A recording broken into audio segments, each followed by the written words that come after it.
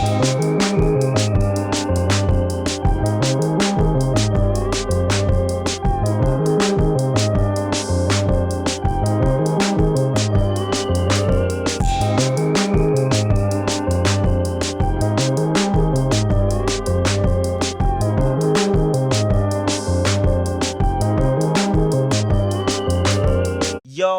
what up, everybody? It's your boy Kenny, joined by my co-host, my main man, Skippy, aka Anthony. What up, man? What up, guys? How's everyone doing? What's going on with you, Kenny? Hey, man, I've just been living life, man. Just trying to stay busy, staying creative. You know what I'm saying? Just doing the same old shit I've been doing, man. Just trying to grow the show, trying to grow my skills as an engineer. And for some of you guys that don't know, I'm an audio engineer as well, so I'll be doing a lot of the engineering here at the show and stuff like that. And speaking of the show, before we start shooting the shit, man, welcome to the very first episode of the Fandom Annual. Welcome, guys. Welcome. We're so happy you have joined us here on the first episode of the Fandom Annual. And you may be asking, what the hell is the difference? What's the Fandom Annual, you may ask? Well, the Fandom Annual is a special long-form show we're going to be doing once a month, and generally it should be dropping on the last Sunday of the month. So you're going to be seeing this one right here at the end of September, and we're just going to be breaking down multiple reviews and recaps and stuff like that, like you've seen on the channel thus far. Sometimes, you know, we all got work and jobs, and, you know, we all got careers we're all trying to pursue and stuff like that outside of this. So, you know, we don't get to every piece of content we want to get to just as fans in general. So right here on the show, we're going to be doing, you know, multiple reviews and stuff like that. We're going to be bringing on, multiple panelists, people you've seen before, Miguel, C-Dub, you know what I'm saying? We got other homies that are interested in getting into the show as well. So you're going to be seeing other faces and, hearing some different opinions and things of that nature, man. But we're also going to be bringing you guys some really cool segments, some cool games and things like that. So I got a lot of cool stuff in mind, and we're going to be talking about a lot of different stuff. So we got some special plans for you guys here on the show, here at the Fandom Annual. Like I said, it's our long form show, which is going to be, couple hours or whatnot, and it's going to happen on the last Sunday every single month, guys. So make sure you click the download button for this first episode. It's going to be extremely important with us trying to start the show and get this thing popping. So with no further ado, how's school been going, my man? I know you're trying to get so what's the exact degree called you're trying to get right now, or how do you categorize it exactly? Technically, it'll be associates in science. Okay, dope. Technically, that will be falling in line to it, but with my thing going on, it's going to be doing more into nursing. So within the school I'm going to at the current moment, they have a nursing program that I gotta take classes and everything beforehand, and then once I take all those classes, I gotta submit it, get approved by it. Then once I'm approved by it, I'll be officially going into the nursing program, doing all the behind the scenes in the hospitals and stuff like that.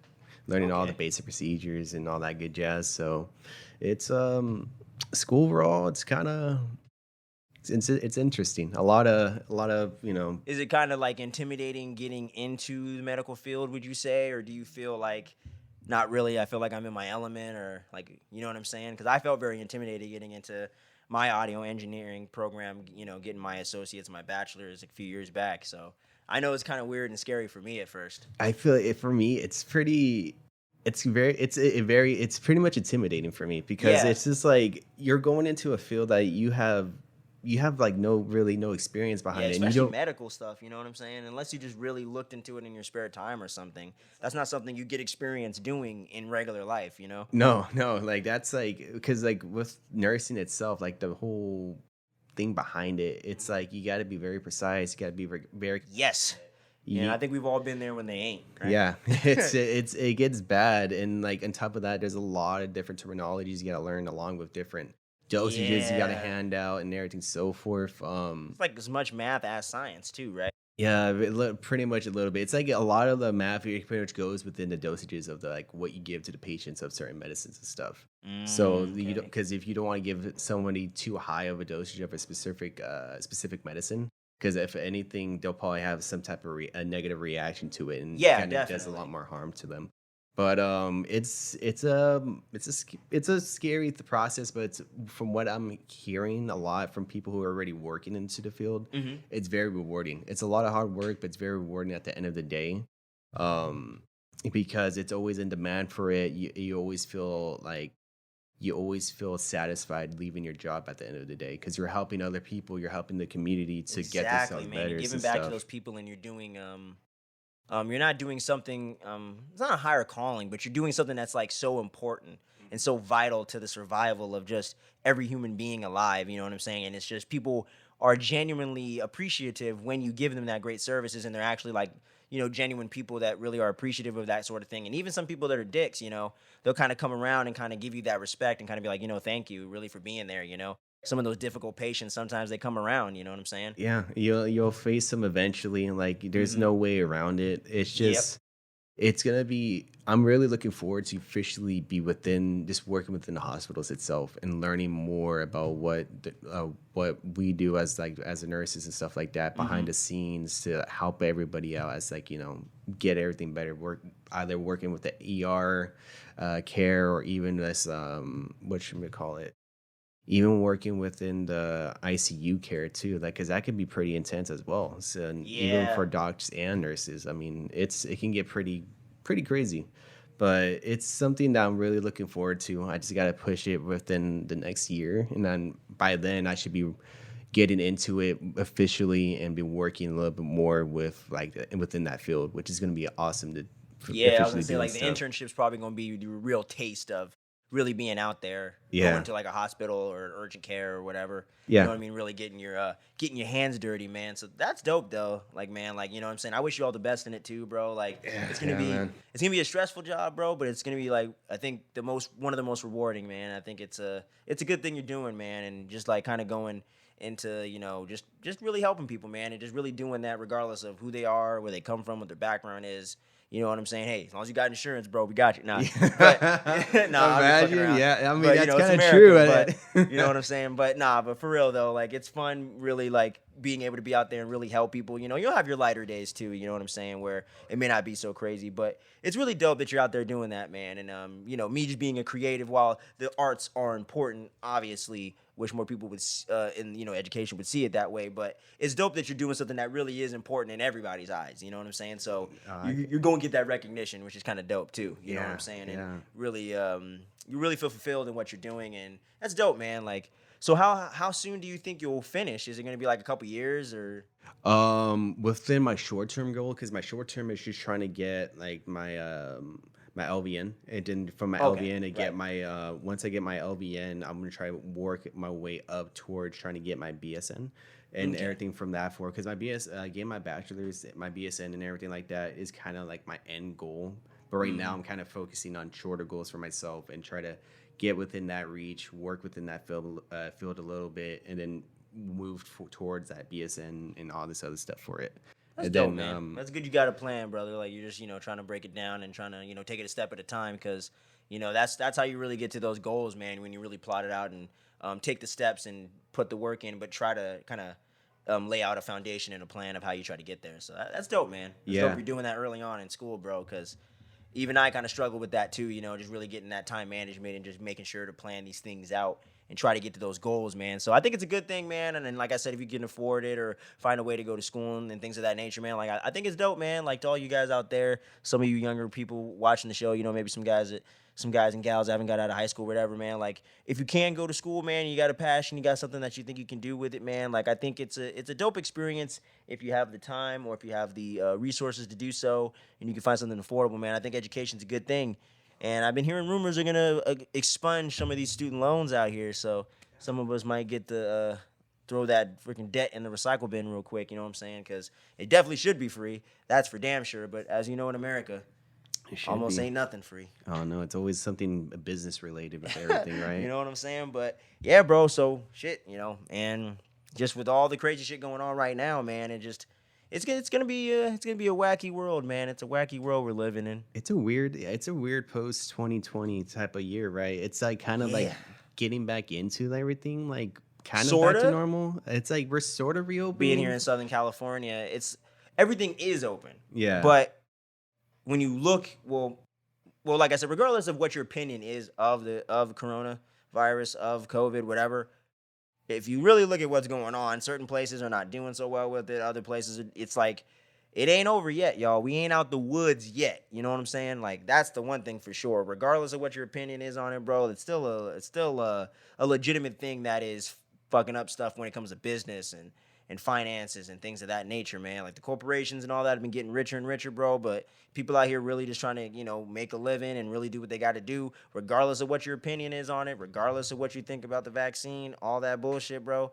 It's affecting everybody all the time. Oh yeah, like all the time. It affects from like a little bit to a lot of bit, but people don't really realize how much it's just affecting the world sometimes. You know what I'm saying? Because we're like kind of focused within our bubble in a sense, and the moment we step out of it, and we take a look towards what's going on around us besides our own state, like other countries and everything per se. Yeah, man. It's a lot. A whole nother fucking history book getting written on them. Oh yeah, you know what I mean? And it's gonna be crazy. It's gonna be crazy until we don't know how long. 2020s is gonna be a fucking weird ass decade, bro. That's all I know. I'm planning on doing some great things, but it's gonna be a weird ass world we're living in while we're doing them, I guess. Yeah, that's for sure gonna be like a straight up like chapter in the history books. Like, yep, and we're living in it. No doubt. Picking it up, bro. Yep, and that's all it is. That's all boy. But it's just.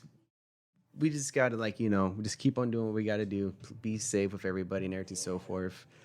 But it's just how it is. Yeah, man. But in some lighter news, man, me and the fam finally got the house, yo. We're gonna move. Fuck yeah, no more apartment life, bro. Dude, I'm so excited, y'all. I'm gonna have a garage I can park in. Yeah. I can't believe it. And I've been going to Kenny's place too from time to time, and parking there is such a pain. It's such a pain, even for yourself too. Like you had to put out I have to put cones up in my reserved space so motherfuckers don't park in it, dog. And it's insane because people would every time I would pull in, people would wait around just for spots. If not, they'll make vultures, dog. Like they niggas are waiting on you like fucking tweakers in an alley, bro, about to jump you for your shit. Like, goddamn, bro. Yeah, I to jump you for your Raiders jacket. Like, goddamn, it's like the '80s over here. Man, every time I had to go to your place, I would always have to park by at the park, not too far from you and everything. Way down the street by fucking by the hospital and all this other shit. Like, come on, man, goddamn. But it gets bad. But congrats on the house. It's gonna be freaking awesome, man. And the reason I bring it up, y'all, because like I said, by the time y'all see this on the last Sunday of the month, your boy's gonna probably be in the new spot already. I think by that point, right around that time, or I'll be just about to move in or whatever. But around that point, I should be in the new place. So you're gonna be getting content from us. You know what I'm saying? I got some batch recordings I've been doing. So we're gonna have content coming out for the next couple weeks, y'all. While I'm getting the new spot set up, but there's gonna be a whole new studio setup to go along with the setup we got here. So you're gonna be seeing some brand new visuals, man. I'm very excited about it. And you know what I'm saying? So the content's going to be coming in October, y'all, but you might get a little bit less towards the beginning of the month. But I got some stuff planned, so we're going to keep it coming, baby. We're going to keep it coming. This is just the beginning. But yeah, man, just kind of getting into that, so I'm excited about that. But the one thing that's going to be not fun necessarily. Fun when you're packing up, but man, unpacking's not always the funnest thing. Oh man, but it's kind of dope because you're kind of setting things up. But sometimes you get kind of busy with shit, and then you're like, "Fuck, I wish this shit would just unpack itself." Yeah, that's what a lot of people are saying too. Like packing is usually not that bad, but when it gets to unpacking, it's just like a little bit of a doozy. Yeah, you know what I'm saying, and you just gotta get the new internet and cable set up and all that shit. So it's gonna be a little bit of a transition early in the month, but it's gonna be cool, man. By the time Halloween rolls around, we should be rocking and rolling, man. We should be, back to the same old shit. But yeah, man, so it's going to be dope, y'all. So we're going to have some new visuals, man. We got some cool shit going on. It's only getting better, man. Just so many blessings life's been giving me lately, man. Like, I'm just so appreciative of it, you know what I'm saying? Just career-wise and just with the move and things like that, man, and doing this, man. It's just been a lot of good fun, man. I really have no complaints right now. I just wish the world would get a little better real quick so we could really, really have a little more positivity. But hey, man. We'll get there eventually. We got Kim Kardashian out here dressed like a gimp out of Pulp Fiction. So I guess the world's kind of the same. Wait, what? There's something like that? Yeah. You see the Met Gala bullshit? No. You know what it is? I haven't. No. It's that shit where you don't know that shit every year where they have the celebrities dressed all weird, like more than normal. No, I haven't seen any of that stuff. People be dressing in some weird ass shit. My mom always be looking into this fucking pop culture gossip celebrity type shit. So that's for any of y'all that have seen the Met Gala with fucking Lil Nas X looking like Golden Frieza, it's pretty funny, man. But yeah, but yeah, bro, like Kim Kardashian was wearing this like thing where it looked like, you know what a gimp outfit is? Yeah. It looked like that, but cloth, and it had like these things hanging off the sleeves, looking like Ghostface out of Scream. What the And her heck? whole face and body was pretty much covered from head to toe. You couldn't see her face. That is beyond bizarre. I'm pretty sure, like, what I'll I got show in my you a mind. picture of that later, and it's going to be on the screen right here somewhere with y'all seeing it right now. But yeah, it's going to be weird. And for you podcast listeners, hit the YouTube page, Fandom Frequency, so you can see what the hell I'm talking about. It's weird as shit. That's kind of, it's weird that they have something like that going on for like weird celebrity It's outfits celebrity and stuff shit, like that. man. Like I said, like I'm out to show you some Met Gala bullshit. It's crazy. Man, are You know what I celebrities mean? that bored of wearing like Yes. gimpy Dude, outfits? this is an event that's supposed to be for charity for the arts, apparently. I just found this out. And you have to donate, AKA make a tax write-off, of $30,000 just to go to the event. But you have to be exclusively invited to the event. So you get invited, but you got to pay $30K to go to the motherfucker. But people really only do it because it's a tax write-off and they get to get some free publicity by dressing up all weird. That's insane. It makes sense, too, but that's just insane. I mean, that's Celebrity just, game, right? Ain't it Yeah. weird as fuck, bro? That's, I tell you, man. I guess niggas like me just weren't made to be famous like that. I tell you. yeah, I want to be able to You know what I'm handle saying? it. Not successful, just not famous like that. No. I was not meant for the red carpet life, bro. I'm like, what? Because that's just, for me, that's just Can I way just too make a strange. charity donation, a charity organization that actually does good, and I get a tax write-off, and I don't have to dress like a dumbass to do it? At least something, Wouldn't that make right? more sense?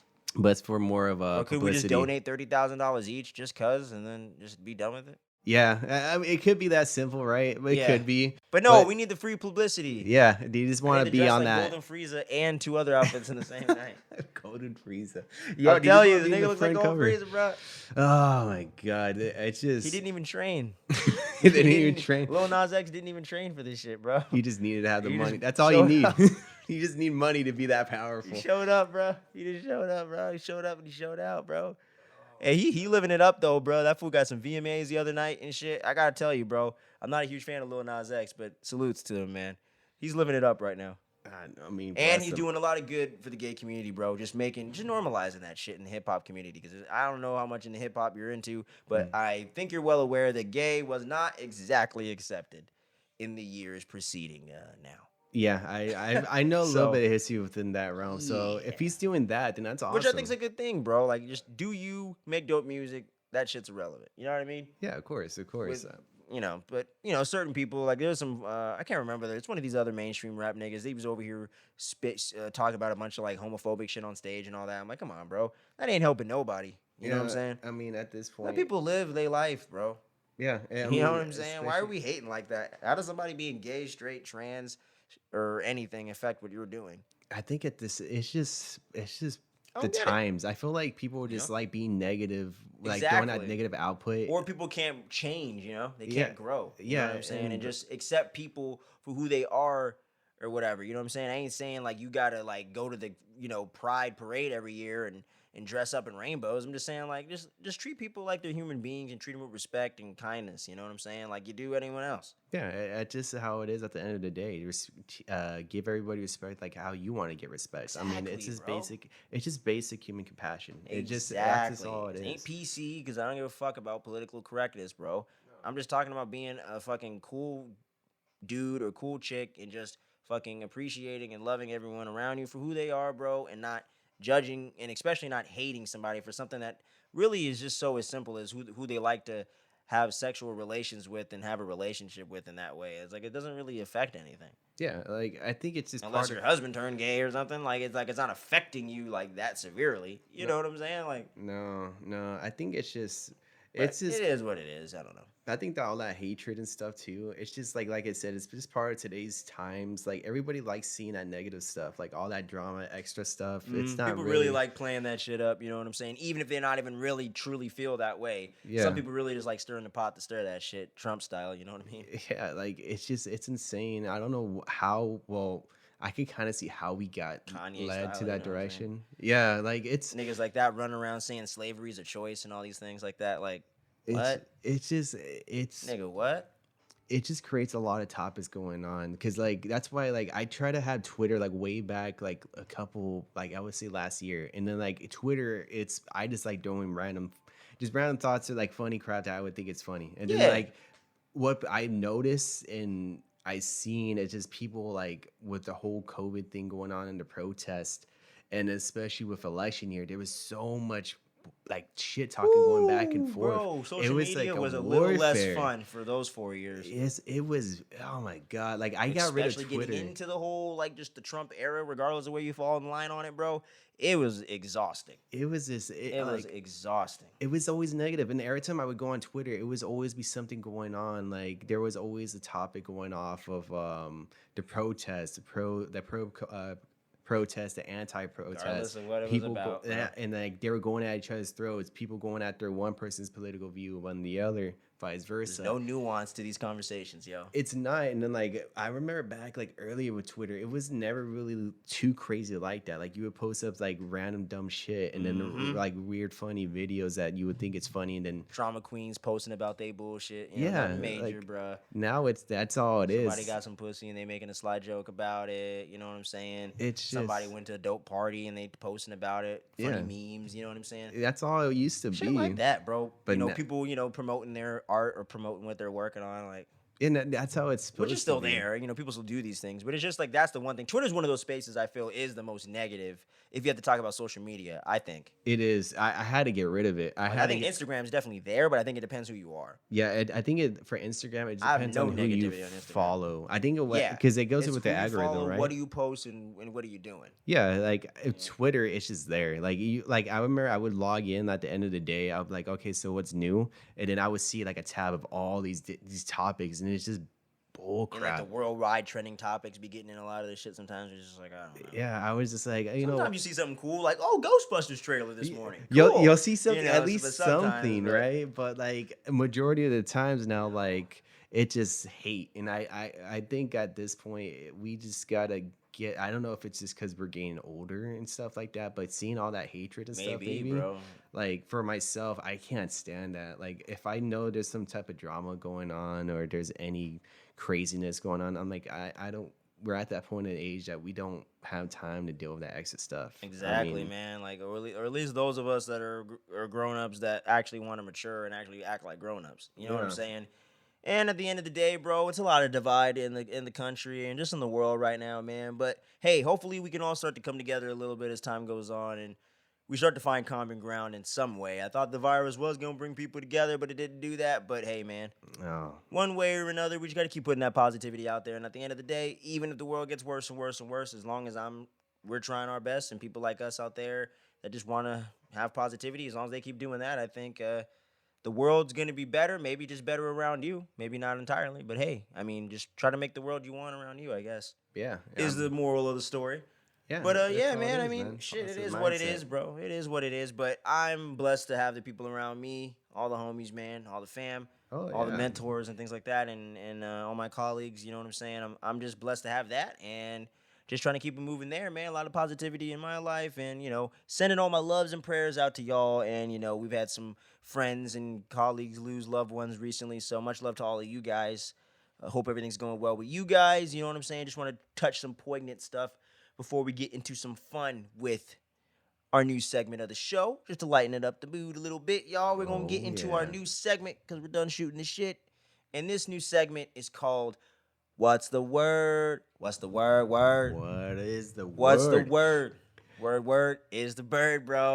What's up? But what's the word? It's our news segment of the show where we talk about a bunch of different topics from all over the place like we normally do, man. Movies, TV, comic books, anime, you know what I'm saying? The Met Gala, anything. No, I'm just kidding. But we're going to be talking about all kinds of different pop culture news in this segment, man. So, with no further ado, yo, the first one I got on the list here, man, maybe we'll get into, yo, DC Fandom is going down next month on October 16th, y'all.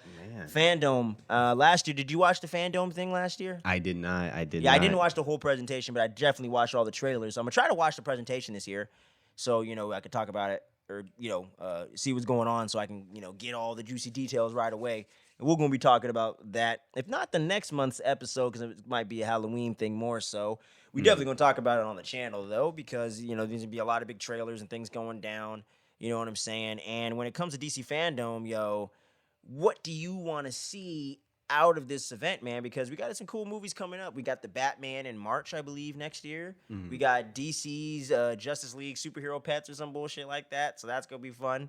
We got Black Adam coming in next spring, next summer, with The Rock. You know what I'm saying? I We was gonna got. say, I gotta look this up to make sure, but I think we might have Shazam: Fury of the Gods, Shazam 2. I think coming out next Shazam's year. 2 was coming out. I think if what I And we're want to getting see. the Flash in November. I know that for sure. We're getting the Flashpoint in November. You know what I'm saying? So that's gonna be interesting to see. But I know we're definitely getting a Batman trailer because they confirmed that. So with the I'm so excited. with the one coming out next year. Yes, sir. That's I'm gonna try to do a trailer reaction. You know what I'm saying? Give me a webcam up in this bitch because I gotta know what's going. I gotta react to it, man. I am excited. Honestly, with that's like the one movie I am highly anticipating That's for. my most anticipated DC movie, hands down. But as you guys know from previous episodes of the show on the channel, man, you guys know I'm a Batman fanatic. Oh, I love everything Batman. I know you love Batman, so I cannot wait to see what Matt Reeves and Robert Pattinson have been cooking up, man. I think Robert Pattinson, he's very versatile as an actor, man. Yes, like he's exactly. like it's crazy. But like people bash on him for his earlier earlier years doing like the Twilight and everything like that. But that guy's very versatile for what he does for as an actor. Yeah, like if you're stuck on the Twilight shit, you need to move on, bro. That You're was back over in- a decade ago. that's like mid this 2000s, man is, right? almost every movie he's made since then has been good. Yeah, it's I haven't seen every single one, but they've all been very well reviewed and stuff like that. So I can't speak from my own personal opinion on all of them. But I've seen Good Time, and I've seen damn, what was the other one? It was Good Time, and then I seen part of this other movie called The Rover with him in it, and he was really good in there, man. And the Good Time movie, that shit was dope as fuck, bro. Like that was a good ass movie. That was one of the better thrillers I've seen in the last few years, bro. Like that's a good ass movie. Have you seen it or no? No, not yet. Not Yeah, yet. it's good, dude. You definitely need to check it out, man. But yeah, bro, like I just can't wait to get more of an idea of what the Batman's really gonna be. Because when they showed us the last trailer with the Nirvana track that was kicking ass the whole time, Oh, dude, I got it was really early on in the shoot. They hadn't shot most of the fucking movie. Yeah, You know what I'm saying? So it's gonna be interesting to see what they show, what they don't show, what the story really is, and how much the Penguin factors into this thing. And the Riddler's the main villain, from what I've heard and from the things I've seen. The rumors that have been twirling around online about him, doing some shit. And they've been doing test screenings recently. Oh, He's yeah? been testing well, apparently. Yeah. So Jesus. the Batman, they got spin-offs in the works and all this shit. So it's gonna be interesting to see what the trailer's gonna show us, man. But yeah, you guys are probably gonna see a reaction to that one on the channel. Probably our first trailer reaction we do, man, because I am so hyped for that. And I'm really excited for Shazam, but unfortunately, after I just looked it up right here, it's coming out June 2nd, 2023, so we're not going to see that next year. But I'm still excited. It sounds so far away, but Yeah. for some reason it feels so close You too. know how Because these like, things fly by. yeah, because like for us, Didn't we just see Iron Man 3 last week? yeah, pretty much. It No, feels but- like it, right? Yeah, didn't I just see Dark Knight Trilogy Oh my god. conclude? No. But fucking A. It just- we're just like barely, like we're almost a decade away from that already. Jesus I Christ. remember that like yesterday. So Time's it flying flies by, man. Bro. We're getting old out here, man. The older you get, the faster time flies. It seems like Ain't that we're the on truth? fucking Barry Allen time right now. We're on Flashpoint shit. But yeah, bro. But yeah, if I had to see any other trailer from DC Fandom, what do you want to see? Besides Batman, I don't know. Even if there's rumored stuff too, because don't forget, we got Batgirl on HBO Max with the girl from In the Heights. You got Blue Beetle coming from.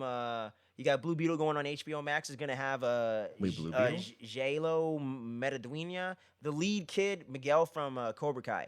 Oh, Miguel's he's gonna gonna be Blue he's gonna be Beetle, Blue my boy. Oh Blue Beetle shit! up I in this didn't know bitch. he was gonna be playing that role. Yes, sir.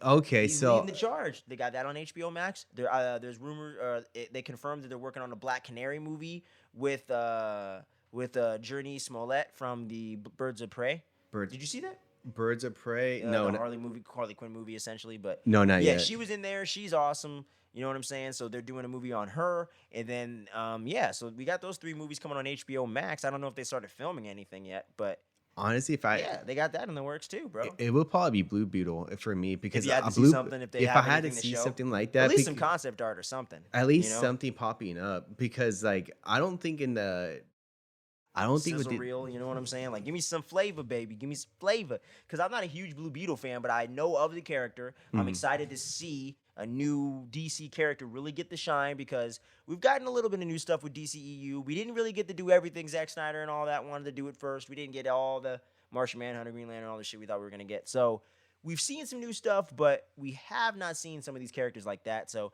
I'm excited to see that. I just wish it was going to be on the big screen, though. I'm a little bummed, Yeah. especially for that actor getting that big shot like that. It's still a big deal, you know what I'm saying? But you know how streaming stuff kind of goes kind of by the wayside in the news cycle a little faster. You know? Yeah, it goes a little bit faster. Because some of the newbies that just don't, some of the people that are casuals, they go see this movie and then they're hyped about it. Yeah. So it's kind of that word of mouth that carries a little further than the streaming does.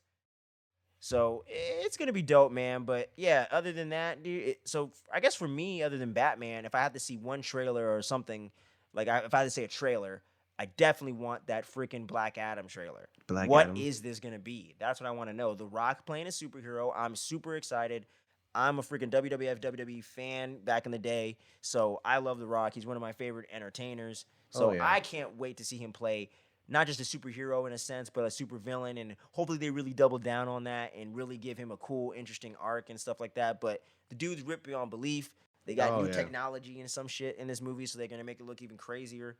And you know The Rock always goes big or go home with his movies, especially his blockbusters. So yeah, I really hope he has a really cool part to play in this movie, and it's really dope. But I want to see what is this all about. They've been working on this movie for like almost 20 years, dog. Really? On and off, yeah. Or like at least 10 to 15 years on and off, yeah. Jesus Christ. So I want to see what the hell this thing is, and it's supposed to tie into Shazam. So that's another question mark right there. But yeah, dude. Jesus. The Batman, we know we're going to see that. But if I had to see anything else, also, just to put this quick shout out because it is in DC's umbrella, I want to see I want to see the Suicide Squad kills the Justice League. Where the hell is that? Where's the release date? Give me some more shit. That'll be interesting. When's that coming, yo? Give me some gameplay. That's right. We ain't even seen the gameplay for this shit, bro. I want to know what's up. You gotta capitalize. Even though the Suicide Squad, shout out, Peacemaker. But even though that didn't really blow the doors off the box office, like we thought it was going to, even in these crazy times, you still got to double down, bro. That movie is really hot on the streets right now. Yeah, I think, I don't know. It should be soon, no? Because they have a release date coming out next year. Oh, bro. Speaking of this shirt, Peacemaker trailer, maybe. Oh, that's another one. Yeah, because it's coming out in January, right? Yeah. I think that has to be it. James Gunn's been doing it for a minute now. So they have enough footage to do it. He did a Guardians fucking teaser back in the day at Comic-Con within 3 weeks of shooting. So yeah, so I'm pretty sure they have something and the Batman, they did it within several weeks of shooting. So if they're down for it, I really hope to see that as well. I think most likely, man. I think Peacemaker, the Batman. I think we're gonna see Black Adam. I think we're gonna see the Flash because they've been really trying to hype that up with the 2 Batmans and all that shit. And that's gonna be cool to see 3 Batman on the screen, live action in the same year. Man, that's gonna be insane. I've never that going on. Thank God I'm a Batman fan. Thank you. Thank you, Dad, even though you probably never watched this. Thank you. But what's it called? Yeah, man. So DC Fandom, October 16th, man. Let us know in the comment section below if you're watching us on the YouTube. Are you going to be checking it out live, or are you just going to check out the trailers afterwards? But make sure you come back to the channel, man, because I'm going to do some breakdown shit. We'll try to link up. We're going to do something, but we're going to get some content talking about this stuff like right when it drops because it's going to be a lot of fun stuff, man. I'm going to try to get a trailer reaction out for that Batman thing. So it's going to be dope, man. I can't wait to see it. But moving on from DC Fandom, man, going back into some more comic book goodness, but going to the other side of the rivalry, if you will. MCU, baby. They got some new release dates. They got new trailers. They got new video games. Marvel's going crazy right now, bro. I don't know how much Marvel shit I can take at this point, man. I'm like overdosing over here. They have a lot of stuff coming out. I'm overdosing over here, bro. That is true. Because we're going to be talking about, as you've seen in the thumbnail, Marvel's What If, episodes 4 through 6. That's going to be the main topic of the show, so make sure you stay tuned for that. But yeah, man, they've been doing that. We're knee-deep in What If right now, but without getting into that conversation too soon, we got 4 new release dates for the MCU, man. I don't know if it's Phase 4, Phase 5, but it's 2024 because Disney just put out this big-ass thing about all these movies they're doing over the next 30 years. Not literally, but it's like a bunch of years. Yeah, but over the next 5 to 10 years or some bullshit. And obviously the MCU is one of their big boys on campus, so they talked about those. And the MCU release dates we got for 2024 is going to be February 16th, May 3rd, July 26th, November 8th. Those 4? Yeah. Those are the 4, man. So, I mean, you don't have to predict every single one because it's kind of hard to do that. But if you had to predict one of those release dates for something, what do you think it's going to be, or what would you like it to be at the end of the day? I feel like it's gonna be leading into Phase 5. I feel like it's gonna be more of a phase But 5 you got a type of pretty good stacked situation. slate for Phase 4, right? It feels like a good phase to me. If I mean, I think ending with Guardians feels about right. our Guardians ending off, if they do 2023 feels about right. 23, because phase 4 started off in 21, right? Yeah. 2021. So 2 years. I could see them moving the phases along a little faster these days. I could see it. It could be that. It could be, or maybe a blend of phase 4 and phase 5. Mm-hmm. It might be introducing into it. So I have a feeling for sure. First 2 or 3, and then we get into it maybe. Yeah. 2 and 2, some shit like that. That would be the first time they did that, huh? Yeah, it'll be the. They never did it mid-year. That's true, bro. So they could do a lot because those 4 dates. What I'm thinking is gonna be Fantastic Four for sure. Yeah, I'm thinking 2024, Fantastic Four. They're working on it. They got a script in the works. So we got our director, John Watts from Spidey. He's coming over to do that right after No Way Home. So I think we're gonna get it that year too. Blade for sure. I think Blade's like a for sure.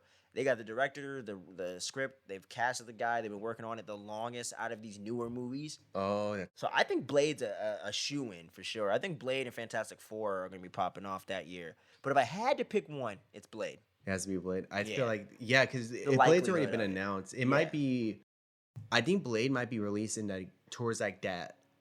November would be smart for trying to get into that Halloween season, bro. Because that's what I was going to say. What I mean? It's more towards that. It fits perfect for his theme and things like that. And November's usually a slower month, even though we get blockbusters all year long right now in these crazy times we live in. I still think it's a smart move to put that Blade right there in November, man. That November 8th feels right to me. Honestly, feels right to me. It does. I feel like that might be a set date for Blade itself because November 8th, it's like that. It's towards that fall type of environment. That's end of Halloween. But if they want to capitalize on the if they want to capitalize on the Black community, bruh, Black History Month, February 16th. February 16th. We had Wakanda Forever a couple years ago. We got our new brother on campus, man. That's true. Captain America 4. Captain America 4. Yeah, that could be another option. Yeah, because there's that one the director for sure. and the script in the works right now. Because they got Captain America and working in with that with Power Broker. With got Power some Broker stuff, and man. everything going on with him.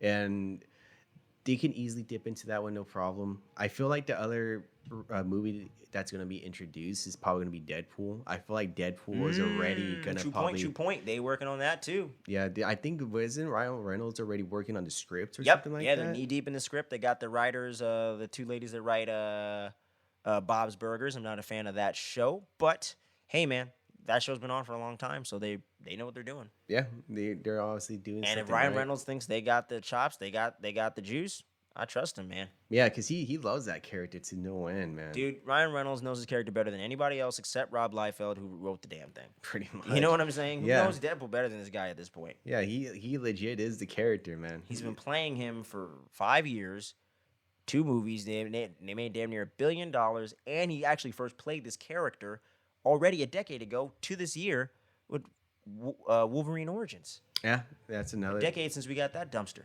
fire. Man. Yeah. Woo! God, I can't even... I remember you watching kids that. don't know the dark times. That was bad. You kids don't know. That was when this MCU in general wasn't even doing that great. Wasn't even full swinging, bro. 2011's when that shit just started kind of hitting. We're like, oh wait, hold up. They were like MCU at the beginning. It wasn't that as popular as. Yeah, it was just like, oh, we got Iron Man, cool. Yeah, you know, and it was like, okay, I see what you're doing. All right, let's see if you pull it off, y'all. Let's see if you pull. Ooh, okay. They started getting some more Cap, into some it. Thor. All right, you didn't do too bad. You know, we could have did a little better with both, but hey, I like it. These characters are Thor and Cap. Yeah. This works. And Avengers was like, okay, I fucks with y'all. Yeah, and that's honestly when that came out. I remember at the time when we were in high school. Yep, I remember everything. We were in our junior year, so you were a sophomore. Yeah. I was in the sophomore year. It was May of 2012. I'm pretty sure, right? Yeah, somewhere around there. Yeah, around that time frame. Right around Amazing Spider-Man as well. Dude, that's Jesus. Saw them both in the same day Christ. at drive-in with Drew and Miguel and shit. We were literally watching both. That's bro. Fuck, dude, that's Because crazy. Amazing Spider-Man came on and then, like, a lot of us already seen it, and like by the time like the third act's got kicking in when Lizard's fighting him and everything, and they're going after him with the Lizard and Gwen Stacy's dad and shit. Avengers starts coming on, so we start watching that. So we literally watched both in the same day. But I'd already seen Avengers, I think, twice before that, or once at least. Or at least once or twice. I saw it twice, I think I saw it 2 or 3 times in the theater. I I definitely saw the other ones more, but dude, I remember like the kid. There was one of the guys that I had a PE with. He seen it on like the Thursday night midnight show and everything. yeah. I wasn't unfortunate there, but he came Nah, in me on a neither. Friday. He showed up with that lanyard and everything. I was like, Like a little dude, I'm like, bastard. what the fuck? Yeah, He was we like, missed out on that and one, then man. like he didn't spoil anything, but he got me hyped up for it. And I remember going in on that Friday night watching it, and I liked how they really tied everything in together. And that It was fun, man. That's what it's simpler times, right? Yeah, Simpler times, way man. simpler, man. But yeah, bro, keeping this MCU train rolling, bro. Hawkeye just Oh dropped my the trailer God. on our asses, man, and I'm digging it, bro. I'm digging it. We got Die Hard with a Marvel. You know what I'm saying? We got Die Hard with a Vengeance, Live Free or Die Marvel. Let's go. Dude, it's insane with this freaking trailer. I I had fun like with it. man. It was different than what I was expecting. I thought we were gonna get some Ronin, like serious type shit. Oh, But I was no. like, okay, this got some fun They're to it. swapping it up. I think I like how they're kind of keeping it as like, because this is officially their first Christmas kind of themed, technically. Yeah, Because like really on Christmas. 'Cause Iron yeah. Man 3 just takes place during the season. yeah, It isn't like anyone says Merry Christmas too much. It isn't like anyone says I'm going to be home on Christmas. You know what I mean? There's no Christmas scene in there with like a Christmas tree and someone opening presents or anything like that. Like, Hawkeye's a family man. You know they're going to do that. yeah, they have. You know that I'm going to be home for Christmas, I promise. And he goes off on his adventure with Kate. You're like, you know that's the way they're going. And it's a cool thing too, because like you're gonna see like that whole Christmas theme to it, and you're gonna see the relationship that I don't know if he's gonna be the mentor for Kate technically, because in a way he kind of passes off that mantle in the comics, right, to Kate Bishop, because he's gonna kind of retire in a sense. Yeah. Because he's I think so.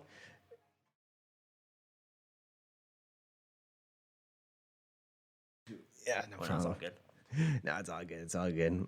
My bad, bros. It's the lo-fi stuff. I usually like playing in the we got background music in the nonstop. background. It was just that one got a lot louder than the other ones, but it's all good. Oh no, it's all I good. just don't want to pick up too much. No worries. Anyways, But where were we at? There was back to the discussion. yeah, there was Kate Bishop and Hawkeye passing on the mantle. You see in the trailer, like She's wearing the Ronin outfit, yo. Yeah. Kind of dope, though, but kind of unexpected because she didn't do that in the comics and shit. She was wearing the classic Hawkeye thing. yeah, and I guess it works for the MCU too, because Yeah, because that's what he was most recently wearing. So when she saw him, that would have made the most sense. yeah, she got that And if they're influence going and with her everything. origins, she's involved with a crime family a la Shang-Chi style, a little bit. Like her parents are villains in a way. Oh, okay. So I think he might have, went after her family or went after someone that was involved with her family or something like that. You know what I mean? So there's a lot of different possibilities with this for sure. And Haley Steinfeld, I don't know if you haven't seen her in too many other things, right? Because we talked about that before. Oh, I mainly Bumblebee or anything like that. seen her like in Seinfeld, yeah. Okay, yeah, but yeah, Haley Steinfeld, man, the girl playing Kate Bishop. She was really awesome in this. Yeah, I thought you were talking about like the girl not from Valentina. But I was Yeah, like, wait, okay. I was like, okay, no, I haven't really seen her too much. Yeah, the girl Other playing, than that, Kate Bishop, yeah. okay. No, this is gonna be the first time I'll see her actually doing something Cool, within man. So, any actor related. So, I'm going I in was gonna fresh. say going cold. Yeah, going cold on it, man, because she's an awesome performer, bro, and she actually comes from a singing and music background as well. So hell yeah. I think she's gonna rock it, man. I really liked her in here. She has some good chemistry with our boy Renner, so. I think it's gonna be a fun show, man. And shit, man. Shout out to my boy Miguel. He loves Christmas stuff, man. So I know he's gonna be definitely checking this thing out. Oh man. But yeah, man, it's gonna be a lot of fun, yo. I really can't wait to watch it, dude. I think it's gonna be 6 episodes, so I think we're gonna get it right after Christmas is gonna like wrap up. So it's kind of like our Christmas present. Yeah, and then we're gonna lead into the new Spider-Man movie afterwards too. Yeah, dude. I think Hawkeye episode 4 or 5 is gonna come out the same week as No Way Home. So it's kind of like that Loki. Black Widow type thing, Oh man, dude, we're gonna get Which was slow. cool because that came out around the same time. So I love it, man. There's never been a better time to be an MCU fan than the last few years, man. I tell you what. But yeah, man, we're not done with the Marvel corner yet, bro. Marvel just keeps giving us flavor and flavor, bro. And this has got some layers. This shit's got nuts in it, man. This shit's gonna have nuts in it. I'm talking about Spider-Man 2 and Wolverine on PS5. Who in the fuck read my mind? Wolverine video game. Let's fucking go. It's been And the way first overdue. big detail of this, without getting into all the Spider-Man shit first, but just talking about both games, man. It's in the same universe. That Wait, it's confirmed it's in the Yes, same universe? it's set in the same universe and it's crossing over. Like I said, if I end up being incorrect, somebody let me know. But from what I read, dude, it's connected. That's gonna be pretty awesome. I mean, that's Yeah. a games building like little Because friend. you know they got Avengers and shit. You know there's a world there. Yeah, You know like what I'm they saying? have They could something going definitely on. build out. So I'm happy they're doing it. Man, I'm so happy they're doing it, man. I was talking to people about this shit back in 2018 when the game dropped, and I just first beat it. I was like, dude, they gotta do more games in this universe, dog. they have Same team doing different characters, bro. Like, come on. a lot of potential is in there because Arkham shit, bro. Right Like, here. with shoot, because like I haven't played the Spider-Man games because I don't really own a PS5, PS4. and then Man, now the dude, PS5. It's top kind of three making PlayStation 4 games, the whole run. it's top made me three. want to get it. Like the PS5, Brother. I'm like looking into it right now. Like I'm looking at my side of like, even though I got a computer, I'm like the exclusives are already like overbearing too much. I'm about to get that Miles Morales on PS4 because this PS5 hunt is just too Indiana Jones for my ass right now. So I'm just gonna stick with the PS4 for a minute and wait till this shit calms down with the chip shortage. But dude, man, and freaking dude, Wolverine, like, did you see the trailer? Oh yeah, I see that little it Logan was a flavor, teaser. baby. Logan flavor. And we got some cool little Easter eggs, man. We got Hulk Easter eggs in there. We Oh, got yeah. Madripoor Easter egg. There's a poster in the freaking background in the bar that says Madripoor on it, which was the same location we went to in Falcon and the Winter Soldier, which is the same location that is from the X-Men comics where a bunch of criminal underworld crime villains we all know go to. So it's all tying together, bro. That's- Like, it's crazy, right? But obviously, the game doesn't tie into the MCU. But it's Yeah. cool that we're seeing Madripoor in live action and the game. Like, they're really getting into that stuff now. Which is awesome to see. I mean, it's great that they're dipping it. They're able to do actually a lot more with the whole video game universe and stuff. Yes, I'm glad that Marvel's really capitalizing now, like DC did finally with Arkham. Yeah. And they did a little bit with the Injustice games as well, obviously. Like, do that, Marvel. Like, video games and animated stuff, dude, with What If now really kicking some ass, like, they need to really, like, start hitting those pedals right there. Get those gears going. That's the one thing Marvel's missing is video games and the animated series. and the animated series, bro. Animated films, like, y'all need to, like, if MCU does that shit, they're just flawless, bro. They're untouchable at this point with just how they're hitting content, but giving people shit that people like. Like, I don't love every film the same amount and shit, and all the shows the same amount, but I always enjoy it. Yeah, I You know? mean, the there's only movie that teeters on it for me is like The Dark World, you know. yeah, and that's the part of the only one dark. that's That was pushing part of the dark times. Yeah, you know what I mean. That's probably like the weakest in like Iron Man 3 and Iron Man 2. While I have a lot of enjoyment with it, I think it's a little bit sloppy, but overall, dude, like, I still enjoy watching them and I'll own them any day, and I do own some of those now. So yeah. you know what I'm saying? So it's like they ain't really missed too much yet, bro. But getting into more of these Spider-Man 2 shit, bro. We got a confirmed release date of 2023, which is a while from now, but it makes sense it being a video game. Yeah, And there's a lot since it's into halfway it through now. 21 already, we ain't getting it this year. So Yeah. I didn't expect to get that before 21, 22 anyway. But it's a little bit of a bummer. We got to wait a bit longer than I would like to. Honestly, I wouldn't mind the wait because when it comes to games, you really gotta take your time. You gotta Yeah, take your time that's when true, it comes bro. to When they like, rush those sequels, man, it's worse than the movies because it's just like it's a fucked up ass game and it takes you another 3 to 5 years to make one. Yeah. So you just fuck, bro. Like, movies can at least come out every 2 years. Yeah, but video games, there's a lot of things that go into it. And I heard they're really going really big with this because the voice of Venom himself, Tony Todd, aka Candyman, just don't say it 4 more times. But Candyman himself, Tony Todd, is gonna be the voice of Venom, bro. That's Dude, freaking awesome. I recognize his voice right out the bat. I was like, Yeah, what the bro. hell? I did Like, too. I was like, hold the fucking phone. Is this who I think it is? And then I saw it. I was like, Tony motherfucking Todd in the house, man. As Venom, bro. I knew we were getting Venom because of the end of the game. They're teasing that Harry Osborn has the symbiote.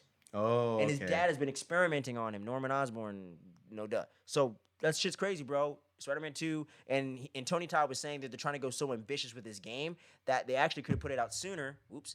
They actually could have put this game out sooner, but since they're trying to be so ambitious with it, they got to push it back a whole another year or so. I appreciate that a lot. Me too, dude. I appreciate that. And way too Craven was much. teased in the trailer as well. Yeah, because was he the one that was talking in the Yes, beginning? it was him and then Venom. Okay. So we're getting Craven and Venom. Somebody is really making my spider heart very happy right now.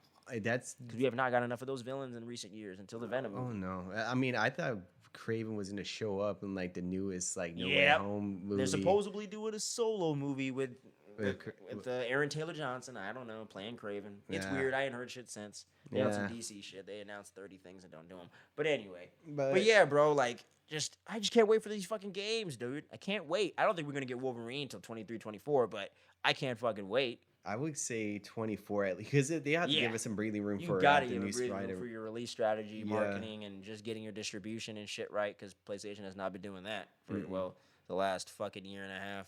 Yeah, because like right now, it's like getting a PlayStation is like It's a lot of Indiana the- Jones in the temple of the PlayStation. It's fucking crazy. Yeah, it's You just, gotta follow Twitter accounts, and you gotta fucking hit the fucking restock the second it goes up. And you And- gotta sit there and like watch it and refresh your page every 10 seconds. Like, it's fucking terrible, bro. It's I just hate a how lot hard that it is to goes- get a PS5. It's so frustrating. Why, PlayStation? Why? Oh my god! It's just Why? either like three things. It's like you gotta be very lucky into like the restocks and everything. Gotta be one of the first few people on there. Either that or pay an ridiculous overpriced I amount, can't do either of those things. which is ridiculous. Or third one is like you are very lucky. You run into a guy that works at either store or has True like some. point. I need to make a friend at one of these fucking stores, huh? That's Yeah. dude. That's what I need to do. I need to meet a woman at one of these stores. And I need to turn the charm on, bro. Spit my game, talk a game, grab your get, call you click, and I need to fucking get one of these girls and one of these people to give me one of these fucking things. It's a bitch. Yeah, it's insane. Like that's why when I was looking into it, I was kind of debating about it. I'm like, yeah, is it even worth it right now? Because I was thinking about probably just getting it maybe a little bit later down. It's like Raiders of the Lost Ark right now. Yeah. Throw me the money. Just Throw throw- me the money. And you throw him the money, and he doesn't give you the PlayStation. It's just Sorry, like, senor. sorry, Oh, and you just get gypped. Arrgh. Yeah, it's This PS5 drama. honestly, Somebody make it stop. but it's good though for the console because out of the PS PlayStation, they have a lot of this good. shit like a motherfucker. Yeah, that's true. Yeah, they It got kind like of a lot worked of in good their favor, exclusives. but it's annoying. It's It's annoying. way annoying. So I'm probably not gonna get to play this game until 2025. So maybe, Oh, maybe. Hopefully, we got to be optimistic with the whole production going on. I hate it. I hate it. But moving right along out of the Marvel corner of what's the word, my nigga Keanu Reeves is a busy motherfucker, bro. Oh. Matrix Resurrections, man. John Wick's up in here, dog, taking blue pills. No, I'm just kidding, but he has the same hair. He has the same hairdo. But you got fucking Neo back in the flesh.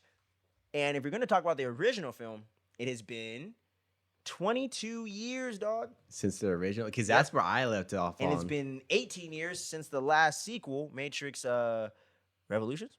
Yeah, Revolutions. It's been 17 or 18 years since that one. So it's been a minute, bro, but this Jesus trailer looks freaking awesome, yo. You The dude. visuals are so reminiscent of the original film to me, but have a little bit of that Matrix Reloaded flair of the sense of they have a little more CGI, a little more money on there. Yeah. So they could get a little more bolder with the visuals and everything like that. But just the whole tease of him been taking the blue pills and he's getting prescribed these things by Neil Patrick Harris's character. It looks like, and my boy, I don't know, like he does not realize he's been out of the Matrix for all this time, and he runs into Trinity again, and they don't know each other. That's a trip. That's a mind fuck. That was for me. That was a trip. That because for me, I haven't really seen the other two movies, sequels, right? The sequels and Yeah. everything. So I A have a little lot correct. of crazy questions for that one too. Like for my first question was what happened between Keanu and yeah. Trinity. Yeah, bro. Neo and I Trinity ain't gonna because spoil nothing, yo, because we're gonna have that Matrix movie night someday for we sure. we have to Yeah, before we're the gonna movie. we gonna correct these wrongs before the new one drops in December for sure, man. Because that's a lot going into it, and Yeah. it's crazy seeing those two interact and seeing Morbius and also what should we call it, and Neo. It was in Neo Yeah, too. Neo being Keanu and then Morpheus being Lawrence Fishburne back in the day. Yeah. But it looks like Yahya Abdul-Mateen II's character looks like young Morpheus. Mm-hmm. It's teased that way quite a bit, especially in this fucking trailer. We all theorized that before they dropped it, but man, I can't even really come up with too many theories with this, man, because the Matrix is just so crazy. And it's been a minute since I watched the last one because I just started rewatching them again. I watched the first two just a week or so ago. I'm gonna rewatch the third one, and then we gonna watch them all again in succession. So, trying to get all these facts straight in my brain so I know what the fuck's going on when I go see the new one. No, that's, But it's not Inception like confusing or like Interstellar confusing, but it's pretty deep. It's It up there. It goes deep, It bro. gets okay. So that's why for me, I'm gonna enjoy a lot even more, especially with the newer The movie. action and the visuals just looks dope as shit anyway. So I mean, and like I said, you got some cool actors up in here, man. Yahya Abdul-Mateen, like I said. You got Jessica Henwick from Iron Fist up in here, and Game of Thrones and shit. You know what I'm saying? So she's done some dope stuff, so she's up in here. Shit, man. Jada Pickett Smith's character from the second and third film, mostly the second, she's coming back. Nairobi. So that's gonna be dope. We got one of the agents from the third movie coming back. Oh shit. So I mean, and they didn't even show them in the trailer, yo. So we don't even know what's going on with that. And then we don't know what's going on with the Oracle right now. Is Neo the Oracle? Is someone else the Oracle? I don't know. And there's a whole thing with a character called the Architect you'll get to learn about from the sequels. So there's a couple elements here, man, that I'm like, I don't know how they're gonna tie this together. But from the looks of the trailer, it looks like Lana Wachowski might have pulled this thing off. I think it's Lana that's directing it, but whichever Wachowski sister it is, it looks like she might have recaptured the magic. She might have. I don't know. I'm going to temper my expectations because I really don't like the third Matrix film. I hate it, damn near. Yeah. And the second one I think I think the second one's actually pretty damn good. I just think it's a little sloppy. Right. But I don't think it's like a bad movie. I think it's actually a pretty good movie. I'd give it like a 7 out of 10, honestly. Maybe even 6.5, 7. Like, it's actually a pretty solid movie. Okay. First one's a fucking dope ass movie. But Yeah, the third one to me is such a letdown, and just certain ways that they end the story, and there's certain things they introduce in the second movie that play into that one. It gets a little sloppy, man. But I'm gonna watch them again with a fresh perspective and just kind of see where they go. But it's exciting nonetheless just to see Keanu Reeves and all the people like that back together in the Matrix world. And if they get it right, it'd be dope if they start doing more with it. So it'd be cool to see the Matrix get a reboot, man. Yeah, that would be awesome. It'd be cool. To see, right? I mean, You know, shoot. like I said, not a huge Matrix fan or anything like that, but I'm a big Keanu fan, one of my favorite actors. So I definitely want to see this succeed, and I definitely want this to be good because I don't like when they do these sequels after a long time and they're shitty. That's for sure. Yeah, that's something that nobody wants to see at all. I'm looking at you, Zoolander 2. I'm looking at you, Independence Day, Resurrection, You won't get me started with Independence. I love the Independence. Day. Resurgence, whatever the fuck it's Resurgence, called. something. Regurgitated. You should have just kept it out for like with the There's no first Will movie. Smith. He already fucked up. Yeah, I mean, and then there was Him an and Jeff off- Goldblum was the charm of the movie. Yeah, and it was an off for Will Smith's character. He was like an off-screen deaf, and I was like, "What the fuck is that?" Dumb. I was like, "That's so freaking. That's ridiculous." It's Dumb as fuck. That's what you call stoops, y'all. that's what you call a big fuck up. For real, bro. It's fucking crazy, man. I'm not a fan of it whatsoever, yo. No. But Yeah, man. But it's gonna be fun, bro. I'm excited for it, man. And let's just hope they don't fuck it up again. But it's gonna be on that HBO Max. Same day it's in theaters, December 22nd, I think. So oh, sick. you're gonna get Hawkeye and Spidey and Matrix for Christmas. So Man. I hope y'all are excited as much as I am. But yeah, man, and getting into our last topic of what's the word, it's a little bit of a downer, but I had to shed some light on it, man. I had to show some love, man. We just lost 2 great actors recently. Michael K. Williams. A lot of people know his work from shows such as The Wire. He popped into so many different movies, man. 12 Years a Slave, RoboCop. He was in the Ghostbusters remake in 2016. I believe he was also in Assassin's Creed. Yeah. He did 999 with a lot of good actors as well, man. I mean, this guy's been all over the place, dude. He was in The Purge, Anarchy. He's done a lot of really good things, man. And he actually played one of the first, like, homosexual, like, gangster characters on film and in TV in The Wire. So, you know, being very progressive there and really just doing a lot of great work over his career, dude. Like, I haven't seen all his movies or anything like that. I have seen some of them. I don't know if you've seen any of his stuff that I named off there, the RoboCop remake or any of that shit. But but he's a great actor, man, and it's unfortunate he passed away at 54 from a drug overdose. So you know that's never it's never a fun topic to go over or go into. But I just wanted to shed some light on some of the movies he's been in, man. And I'm actually gonna start checking out more of his work, man, just to honor the memory of the man and just make sure you guys send out some love to his friends and family. If anyone knows about his family members being on social media, you know what I'm saying. Send them some love, man, and just let them know, man, that that they're gonna make it through this thing, and just show him as an entity some love, man. Go check out his movies. Go rent them on Amazon. Go check them out. Go buy them on buy a Blu-ray. You know what I mean? Like, put some respect on that name. You know what I'm saying? And show some love, dude, because Michael K. Williams, man, he was a dope actor. Hopefully he was a dope person too. But it's unfortunate. I think one of the last things he did was like Lovecraft Country, Oh, okay. and he had a show on a network as well. Yeah, like a TV show. I just can't remember the name of it. I'm looking on IMDb here, but without rambling on for too long. But yeah, man, he had his own show he was co-hosting in, or co-starring in. So he was doing a lot of good stuff, man. He had a really cool career. And 54 is just so damn young, man. It's just so damn young in this day and age, man. That's unfortunate to hear about him passing Yep. away that early. Yeah, it's a bummer, man. But hey, you know what I'm saying? His work's gonna live on, man. Especially things like The Wire and stuff like that. That's really popular, and people say it's one of the best television shows ever made. So his work's gonna live on, man. So just wanted to show some love to him here, man. Just wanted to give that out. And we also lost another great actor out there, or actress, I should say, Fran Bennett. She was a older actress and stuff like that. I don't really expect you to know her too much, but she did. The first thing I seen her in, one of the only things I've seen her in, was Wes Craven's New Nightmare, the Freddy sequel they did in '94, which was the first time he did a meta movie, which gave him the idea to do it again when they approached him for Scream, because this movie was about the actress that played the main final girl of the original Nightmare on Elm Street movies, where it was about her, the actress, living her regular life and Freddy coming into reality and fucking with her there and killing off other people in the crew trying to make a new Freddy movie. So it was one of those first real meta horror movies that came out, predate Scream and stuff like that. It came out '94. And she played like this doctor character that worked in this mental institution because the kid was, obviously people start seeing Freddy and shit. They think you're crazy. So, yeah, she was the doctor trying to treat and diagnose the kid in that. And she's been in a lot of other older stuff, Quantum Leap, In the Heat of the Night, things like that from the 70s and the 80s and through the 90s and stuff. But, yeah, she actually went on to become a teacher at Cal Arts. Actually, she went on to teach acting there and got an award in NAACP, things like that. So she's a pretty accomplished woman, man. A little bit older actress, you know what I'm saying? So I know some of y'all, whatever audience we have at the moment, I know some of y'all probably don't know her, man. But check out Wes Craven's New Nightmare. You know what I'm saying? That's something that I feel like a lot of fans of the show, a lot of y'all homies out there would like. So if you haven't seen Wes Craven's New Nightmare, check it out. And check out my girl, Fran Bennett, in there.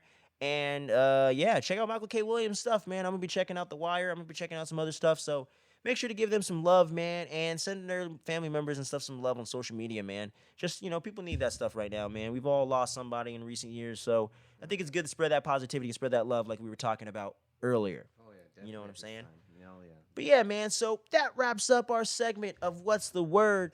And we're going to take a small, quick break, so don't go anywhere, man. Don't touch that dial. And we're going to be right back with that editing quickness. But make sure you make sure you click that like and subscribe before you even get to the second half of the show, because we got some cool stuff to talk about. We're going to be talking about Invincible, baby. Invincible Season 1. My boy Skippy was actually suggesting it to me before we even started doing the podcast full on. And a friend of ours, my man Brian, his Instagram is at Brian's Machine, I think it is. Yeah, I believe so. At Brian's Machine. But shout out to my man Brian. He was recommending the show. He's been checking out the show so far. So thanks so much, and much love to you, brother, for checking out the show and being a supporter, man, and just being a cool dude from back in the day, in our Chino high school days, you know what I'm saying? But, yeah, man, so we're going to be talking about Invincible Season 1, all the nitty-gritty spoiler details on the recap, man. So make sure you stay tuned for that, and we're going to be talking about Marvel's What If 4 through 6. So don't go anywhere. Don't touch that dial. We're going to be right back. So, yeah, you're going to see us back in like 10 seconds. 5 seconds. Soon. 4, 3, 2, 1. And we're back. Didn't I tell you it was not going to be that long? We're back already, bringing you guys the second half of the show, yo. And we're getting into these main topics, yo. What you clicked on the video for, what you saw in the cool little thumbnail artwork I made. We're talking about Invincible Season 1, baby. The new Amazon Prime show. Amazon Prime as a streaming service doesn't necessarily always have all the most popular shows or the most consistent shows per se. But starting off with The Boys, they kind of started hitting their stride. And with this one, and that's something we're going to be covering later on the show, so keep your eyes peeled for that. Oh, yeah. But when it comes to this one, Invincible, co-produced by our boy Seth Rogen, of all people. Yeah. You know what I'm saying? From the mind behind Walking Dead, Robert Kirkman, bringing you some fresh, R-rated comic book animated flavor. And I'm telling you, man, this was such a breath of fresh air. As a comic book fan, as a movie nerd as I am, it was such a breath of fresh air to get a show like this that plays so well into the tropes and what you love about superheroes, but it's subverting your expectations and keeping it a little more real. You know? Yeah, I told you, man. I've been telling you about this one for the longest time. Yeah, man. People were telling me for months, bro. I know this came out like early in the year, right? Yeah, But I was earlier- just came a little earlier late this to year. it, man. You know what I'm saying? I was, watching whatever the hell I was watching at the time. Probably watching a bunch of animes and shit, but still watching those. Yeah, But yeah, man. Yeah, Invincible Season One, bro. I mean, just getting into obviously the main premise of the kid being a Viltrumite and his dad being a superhero known as Ultraman, and they have Superman type powers because all the characters in here are kind of like spoofs or commentaries or similar versions to other DC and Marvel superheroes, kind of like The Boys if you've seen that, but just in animated form, and not necessarily as much not as much what's the fucking word? Not as much social commentary, but not as much as they're not poking fun at superheroes in the same way as The Boys, but it is similar in a sense. Oh yeah, it's And kind of but yeah, man. So you get into Mark, the main kid, Mark Grayson, I think is his name. Mark Grayson. Yep, Yeah, Mark he's the Grayson, main character. and his pops, and the whole reveal and all that stuff later about him being a Vulture and all that stuff's crazy within itself. But then you have his mom, and you got Stephen Wen from Walking Dead voicing the character of Mark, which was actually really cool to get to see him do some other stuff besides Walking Dead because I wasn't a big Walking Dead guy. Yeah. And I did see him in another movie called Mayhem or something like that. Wow, about It was like a Mayhem. horror type movie. Oh, Like okay, a horror okay. action kind of movie, but it was pretty cool. And he's a good actor, man. I always wanted to see him do some other stuff and to get a shot to do something cool like this. So he did a great job with the voice acting. And when you're talking about the other people in the Grayson family, how could you miss Ultraman himself, J.K. Simmons? That man kills everything he touches when it comes to acting, and he is nothing short of that here. This character is so fucking compelling, man. Yeah, but this with like Just him and Mark's relationship and just the whole thing of where the Vultramites come from, what they're really there to do, which At is the end essentially of it. take over and, the weak or, the weak, survival of the fittest. You know what I'm saying? They're like the Saiyans from Dragon Ball, but in this type of shit with Superman. It's like Superman and Dragon Ball mixed together creates this guy. Yeah, You know what I'm saying? That's pretty much like that's the thing I kind of grabbed me in the beginning because in the beginning you kind of get introduced softly with the so-called Justice League and their universe. Yeah, dude. And then you see Omni-Man What were they show called? up and he like Guardians of the Globe, right? Guardians of the Globe, Yeah. and then Omni-Man's there. He's like the most like technically a Superman. Yeah, he's technically. like the Superman archetype of the yeah. group, and he's like the strongest. Even though there's a couple people that give him a run for his money. Mm-hmm. You got the Wonder Woman Thor mix, and then you got the other guy, who I guess you could say is kind of like maybe like a Sentry type guy or something. That one guy he was fighting towards the end that he thought he killed, but then he sliced his ass in half after they ended up fighting again. I just forgot the character's name. Yeah, I bro. forgot his name too. know his name. And he because that character, I forgot his. Can't believe Yeah, it's but actually gonna bum me. I'm gonna look it Yeah, up because that guy's like the second strongest, and then you got the Thor girl, the Thor Wonder Woman girl, and then you got the rest of the team. But this nigga Ultraman, bro, like in the first or second episode of the goddamn show, comes through unannounced to these niggas and leads them there with a distress signal or some shit, and he takes all these niggas out hand-to-hand combat, bro. that's when he it's took out the whole team. that's when it swapped it up for me a lot Holy because shit, when it's I like very Injustice, first hold my beer. That's pretty much what it is. You know what I'm Immortal. saying? Immortal was the guy that who was keep on running into. Immortal, Yeah, thank you. Because it was something so simple and it was bugging me a lot. That's why I had to double check it because he Woo. plays it a little bit later in the comics too. You see him later on in the in the comics and also Interesting. they might dip it into that arc too. I'm pretty sure they will, but I don't know what they're gonna go with it. Interesting. But I like no, this. like I like this. the whole beginning of the show for episode 1, it was kind of like we got the feel of it, right? Okay, this is cool. We got the feel of it. We're like, okay, so this is Get a little Omni-Man, blood and guts here and heroes, there, you know, guts. get some superhero shit. All right. Yeah, like they're doing the superhero thing, and Mark is, trying to like he wanted to get his powers so Yep. badly. Like he was like struggling so hard, like so freaking hard to be like his dad. Yep, he just wanted to he's- be like dad, man. Yeah.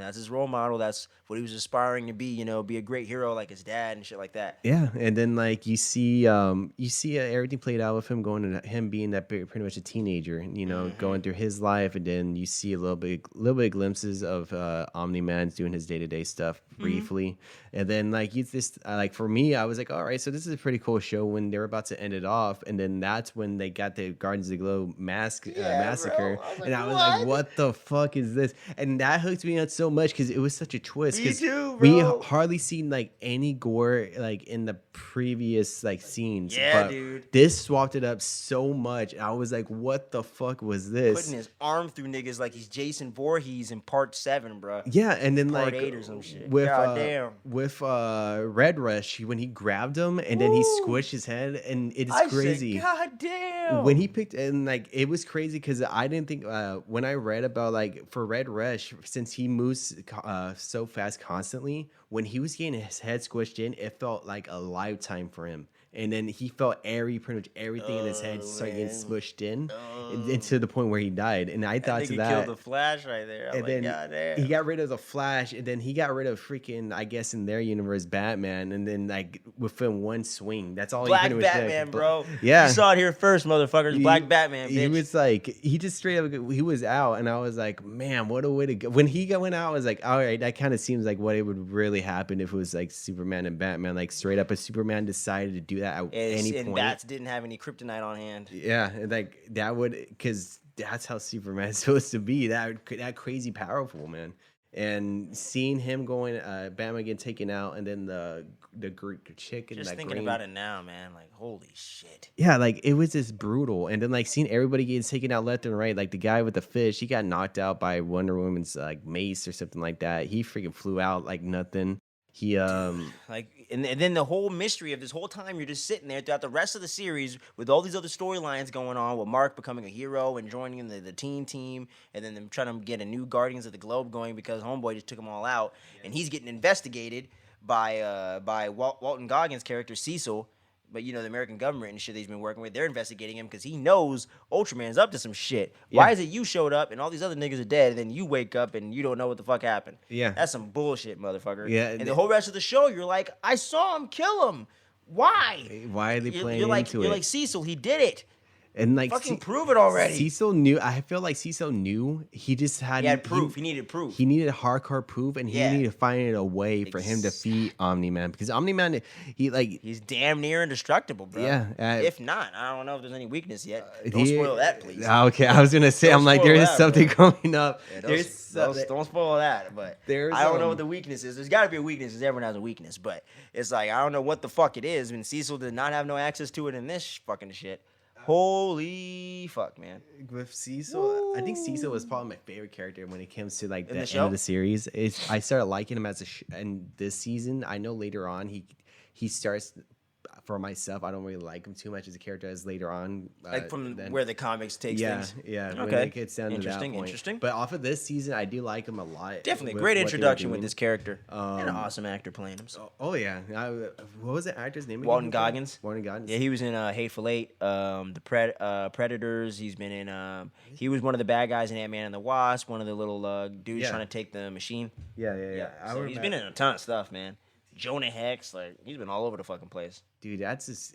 I think overall, what I really do like about the series is like a lot of subplots being plotted all around like the episodes. Yeah. And then like if we get like there, you'll even see like if you read the comic series, like one plot point that they mentioned that you'll probably will most likely see at the end of the series if you decide to go all the way through with No, it. yeah, I'm gonna collect the Like- compendiums of these comics, bro. I'm gonna collect them, own them, and read them for Dude, sure. it's gonna be it's awesome. I'll probably get like the first two, and then I'll save the last one until the show ends, and then I'll read the last one to kind of compare them. Compare because I don't with want the to two. ruin the ending. Oh, Like I no, did like no. Harry Potter. I didn't want to read the ending. You know what I'm saying? I was like, I read the first 4. And then 5 and 6 I skipped, but then I was like, all right, Deathly Hallows is out, but they're gonna give us the 2-part movies, so I'll just watch the movies. Yeah. Books ain't going anywhere, you know what I'm saying? But I've been riding with these movies since I was fucking like 6 or 7, so Yeah, I'm gonna yeah. enjoy that for what it is. I Like felt it. Dune's coming out in a bit, you know. I'm not Next gonna month, read the right? book to that. You know what I'm saying? Like I don't like reading the books beforehand. Mm-hmm. I like watching the thing and then maybe getting into the book series or the comic series later. Oh, Like gotcha, Eternals, I gotcha. don't want to read or look up a single thing until after I see the movie in November. And if I dig it as much as I think I will, then I'll start deep diving. Guardians, okay. same thing. Like Ant-Man I knew about, but I didn't. I did more research on him afterwards. But I like digging into these things later. I don't like having the comparison personally. No, I know. I get that. I get that. I think the comics you do enjoy a lot, like with Battle Beast, he's fucking Battle Beast, strong. bro. I fucks with some Battle Beast. He's up there in power level. Like honestly, like if Omni-Man was gonna go toe to toe with a Battle Beast, he wouldn't be able to make it that long because that was that nigga with the hammer, right? he was that villain dude. That Holy villain dude. shit! Like I said when I talked to you off recording, like it's like pretty much like a bunch of thugs hiring like Thanos or something like that to handle like bro. like street level exactly crime. what it felt like. That's pretty much what it was because his power level is so insane. Who called this nigga? Like what? I wonder how that. Like it's funny how Cecil call that motherfucker. he should have. I mean, But they ain't gonna work together. that guy is at I was least like, top God 5 in damn. power level. I think he is at least top 5. That's like if not Thanos top came in the 3. end of Avengers and said, "I'll do it myself." Yeah, and he did it, and then he freaking Oh! because in that scene, I was like, when you see him up here, you're like, holy fuck! He's He's like, "Hey, yo, kid, check this out." And then he's I was like, "Oh!" guts going everywhere, and then like Mark's already at the brink of death, and then he like handled the rest of the squad like nothing. Like Monster Girl, she got freaking wrecked. Like she straight up like That baby Thanos got 2.0 wrecked, bro. to Child Thanos abuse up in 2.0. here. She's just Holy straight up, shit. yeah, because like Not huge- technically though. like She's old as shit. yeah, she's like because she's like what 20. I think if I can Nah, she's remember, like our it's age. like 20. Yeah, around our age pretty much. But I'm like, God damn, man. Dude, But she got fucked up. And then like you see it there because like Battle Beast wasn't even trying at all, and then he takes out Monster Girl like nothing, just crushes her head with his 2 rocks. reminded me of Thanos versus Hulk, bro. Yeah, that's pretty much what it Yeah. was. 2.0, but more brutal. Somebody was watching some Infinity War and said, "Hey, bro, check this shit It's out." a good comparison. I got but my scene now. I love it because Oh. like it's just cool like that we get to see a little glimpse of them, and then we're gonna see technically towards the end of it, you see a lot of the stuff that we're gonna be running into season 2 that we do run into the comics and stuff like that. Yeah, Like, man, because I remember you teasing me about that Vulturemite War, and Oh, yeah. because like I said, bitch ass dad over here, Nolan Grayson, his ass took off because he couldn't beat Mark fully to death like he was about to do. Yeah. Because I thought he was about to kill this nigga. Real and quick. that causes I really did. That I was like, causes a lot of stuff. So yeah, bro. So I'm like, holy shit, man. But that whole reveal of just like him with his wife Debbie and Mark, man, like they just like he lied to them for like their whole relationship and then Mark's whole life. Imagine you live your life thinking one thing and like it was all a lie. It was brutal, bro. All a fucking lie. It's brutal because for Mark and even for Debbie, I think Debbie, The like mama. I think even for her, it's pretty fucked up too because Fuck like, yeah, she it didn't is, even- bro. She thought like they genuinely fell in love, had a child, and made a life together, bro. It was all for the cause, dog. Yeah, offer the That's cause. fucking crazy. And then like the way like Omni-Man was like trash talking her, saying like, "Oh, you're just a means to an end. You're like a pet to me at the end of the day. What? I'm gonna Like outlive your mom's you." dude. When he said that, dude, Mark, like your mom's she's like a pet to me. Yeah. I was like, bro, Dude, like Mark got heated, and it sucks because like you want Mark to do something. I know. I was like, okay, but here's where Mark's gonna get some hits in, boy. and then, I was like oh, you see no. it, like I don't know why I like liked it because there's so many comparisons. Like every time Mark gets like super body, like they always punch him down to the ground. He floats up for a second, and they go for a second punch again. oh, And I'm just like, oh my god, this boy just needs to get to that level already because he does get really strong later on, but man. but He's just so outmatched right now. yeah, at the current state, he's so Like, unmatched, holy and then you shit. see it, like you see Omni-Man just like being the fuck, like he just toying with him, and then like no matter what Mark does, he can't get ahead of the game. Like Even his hardest hit don't even hit that hard, bro. He's like, Uh-uh. really, bro? like even Bah! even with the train scene, like he can't do shit about that because like he got his Holy- head, Omni-Man grabbed him by the you head. just reminded me. Holy fuck, man. Like Mark couldn't do shit, and he's like, he was telling him, he's like, no, I don't want to do this. Don't make me do this. And then that's when he Omni-Man was like trying to tell him, you gotta Watch, learn, bitch. you I was gotta like, learn. What the fuck? And then you see Fucking people everybody getting ripped apart and getting fucking- murked. I was like, holy shit. And then like Mark didn't do anything about that. And then when they were up in No air, wonder this didn't turn into live action. Somebody probably read this shit and said, what? yeah, and The fuck? they were- No. and they were thinking it's getting too crazy, but They wanted to do this live action, I remember. Yeah. That was the plan at first. And then I guess somebody read this shit and said, what the fuck? No. I think it And should, then they're like, okay, animated, all right. animated has to be the way to go, especially with what the series contains. Like there is like Those I two mentioned. scenes we talked about, alone. I mean, even the previous scene, like when the city was getting destroyed with Mark just flying through, like this, Oh my Lord. flying through after Like a punch Man of of Steel, if Omni-Man. you just saw niggas getting ripped up. Yeah, You know what I'm saying? And then like it's even seen like them a screwed up scene even after before the train scene was seeing like the mom and the child in that little high building and stuff like that, and they were flying out. And then that's when Mark was trying to save him and trying to be that hero, but like, he couldn't nah. do it. He Nope. was.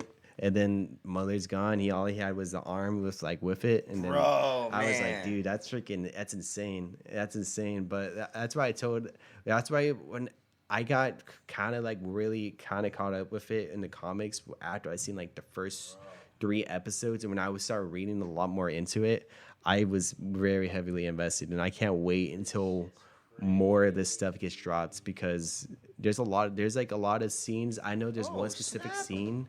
Hold that, the motherfucking phone up in here. What happened? There's some actors up in here I didn't even know were in here, bro.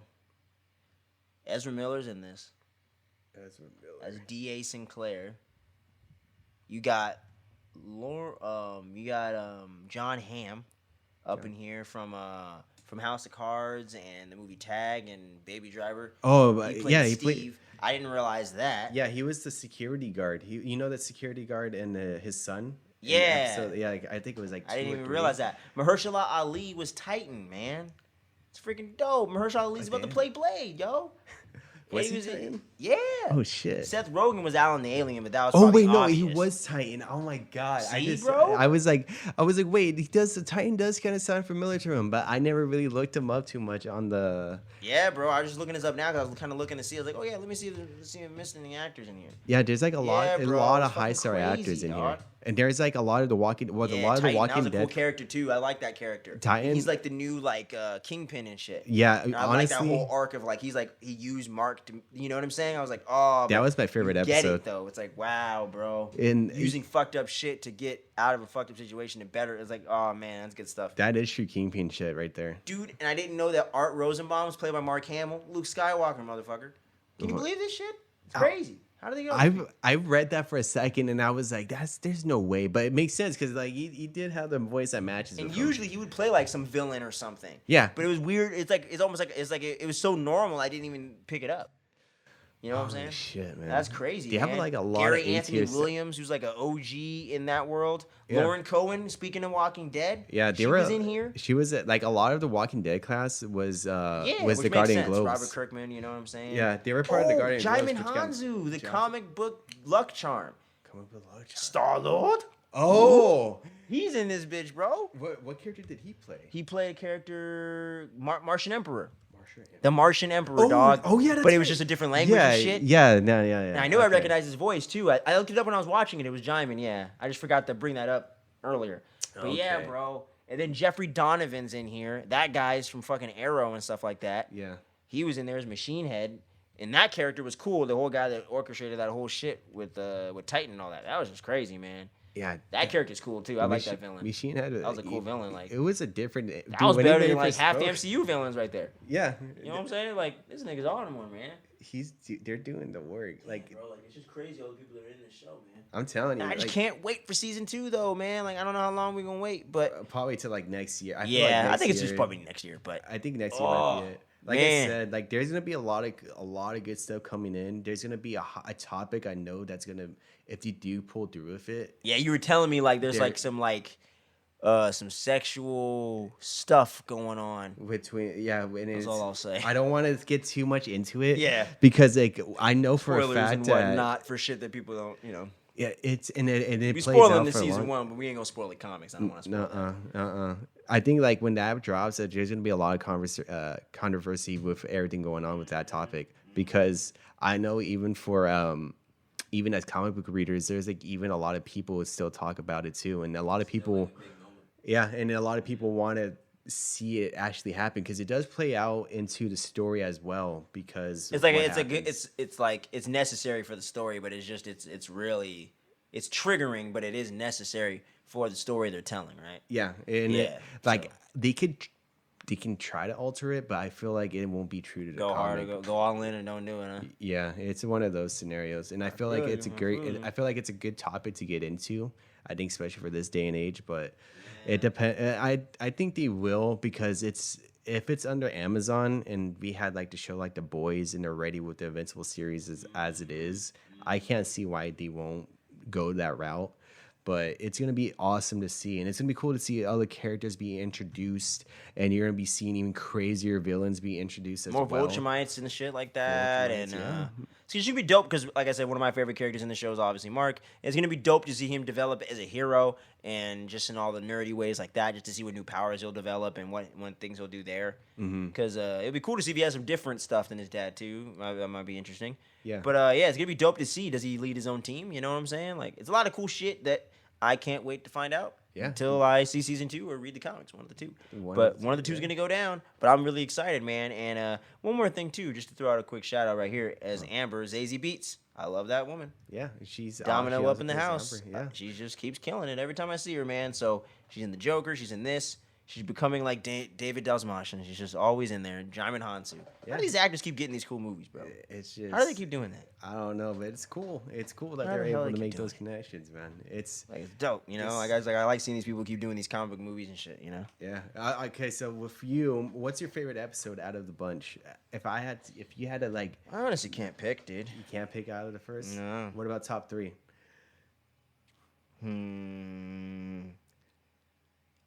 What was the episode where Mark and them went to the college and met his friend's crush or whatever? I think that was like episode 4. I think it was episode 4 most likely. I would say that one, the ending, and the episode where what was it? It was the episode where oh no, what was it? What was that episode?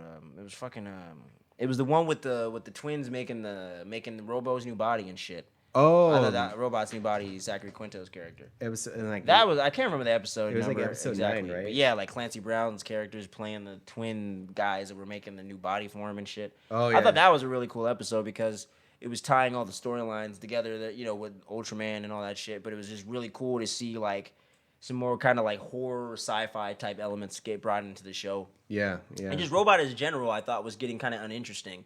And I thought that was a cool way of kind of bringing his character back around and giving him an arc, you know what I'm saying? Of him just wanting to be a human again. And him using Rexplode's fucking DNA and shit. Yeah, I was like, damn, that's freaky, right? Imagine you that's like way someone come up to creepy. you like that, and it was like you. Like, that's fucking weird. You right? and your younger version, you're like, what the fuck is this? But they're completely different to you because they're not you. Yeah. It's fucking weird, man. It's a trip, and it's good because for Robot plays like an arc too, like later on. He has man. his own arc going It's on. definitely a pretty cool side character, bro. Mm-hmm. Played by the guy that played he played Spock in the recent Star Trek movies. Yeah. So he definitely fit that role of like having no emotion and shit like that. I was like, that was actually really smart right there. He has like the voice for it. Pretty Yeah, much. he was really good, and even when he was a kid, he played up the more emotional sides of it good too. Yeah. Like that dude's really good, man. Like I'd only seen him in Star Trek. I don't know how I did that, but I only seen him in that. So it's cool to see him in here. And Sandra Oh is Debbie. She was cool. I thought that the mom got a little shortchanged though in this show. Sandra, You know what I'm saying? I felt like they could have did a little more with her in that second half, really bringing home. I just feel like you could have spent more time with that character, so that way when we got that reveal, it would have hit a little harder for her too. Yeah, I think I'm hoping. Because I get it, she's not a superhero, but I just feel like sometimes that's the Aunt May of the story. You need to give that a little more, I feel. I think that's one of the changes I really do kind of hope that they do kind of touch up on, because in the comics she kind of plays more of a role in his life, right? Yeah, like, she plays kind of like, well, for her character, she kind of stays afloat, but she kind of falls off later on. I don't want to get too crazy with like. It's just because there's more shit going on, so her character don't make sense to be there because Vulturemites are at war and shit. Yeah, you know? when it comes to the Vulturemite role. But yeah, just leading up to that stuff, I feel like those characters are necessary to build out your hero. Yeah, I think. Then when he goes into the big battle, you really care about everything that happens. Yeah, you know? That's why it's gonna be interesting to see what they're gonna do with her. Yeah, definitely later on. But Sandra Oh kicked ass in the role though. I always liked her as a performer anyway. Grey's Anatomy and all kinds of shit she's been in. Yeah. So she was good in it, man. Like I thought the character's cool. Just thought they could do a little more with the mom in the back half. You know what I'm saying? A little bit more. I think it's heartbreaking when she finds out the truth, though. I gotta say, you do feel for her and stuff, but and her doing that little investigation, that was actually my favorite one. The investigation, when she was investigating all the shit, trying to figure out what he was doing. Yeah, one of my favorite. She's a smart cookie. Too. She was able to connect it too, and even with she was on her fucking detective noir shit. I loved it, man. Yeah, that was cool. Like that's what I missed. I was like, okay, see, this is how you like bring this character in in a role that makes sense, even though she can't fight people. You know, it's like I just like when, especially like comic book movie shows and things like that, superhero shows really work in those side characters. They're just as important as the hero. You know what I'm saying? Oh yeah. Like Alfred, when he's written the best, is when he's just as important to Batman as everything else. Yeah, because they're like kind of like that compass for them, right? They're Yeah, exactly, bro. The Dark Knight trilogy did a really great job with Alfred in that regard. You know what I'm saying? Like, it's an important piece of the puzzle that you need to have there. That's the one thing with my Tom Holland Spidey movies. They don't give Aunt May enough, and it really takes away from Spider-Man as a character, in my personal opinion. It takes away a lot of that emotional heart that you get with the character. That's what I really hope that they do work on in the future, because I don't know how much you're gonna be able to work on that with the multiverse Sinister Six running around. So no, I feel like that's just something they just dropped the ball on with this series. I just feel like it's not gonna get fixed. But no, I think that's something that's from the get go. You know what I'm saying? I feel like you kind of it's too late. Like Flash Thompson, they ain't done nothing with. It's too late. You know? Yeah. But if anything, what do you think with what's gonna end up happening with Omni-Man when he took off Earth? I want to know what you think. What's gonna end up happening? I think he's gonna come in direct contact with Vulturemites, and the shit's gonna go down right then and there, because he's gonna leave, and then they're gonna be like, "All right, wasn't this nigga supposed to take over Earth already?" Mm-hmm. I'm like, "Where the fuck's he at?" And I think season 2 that's what he's gonna be doing. He's gonna be dealing with them. Okay.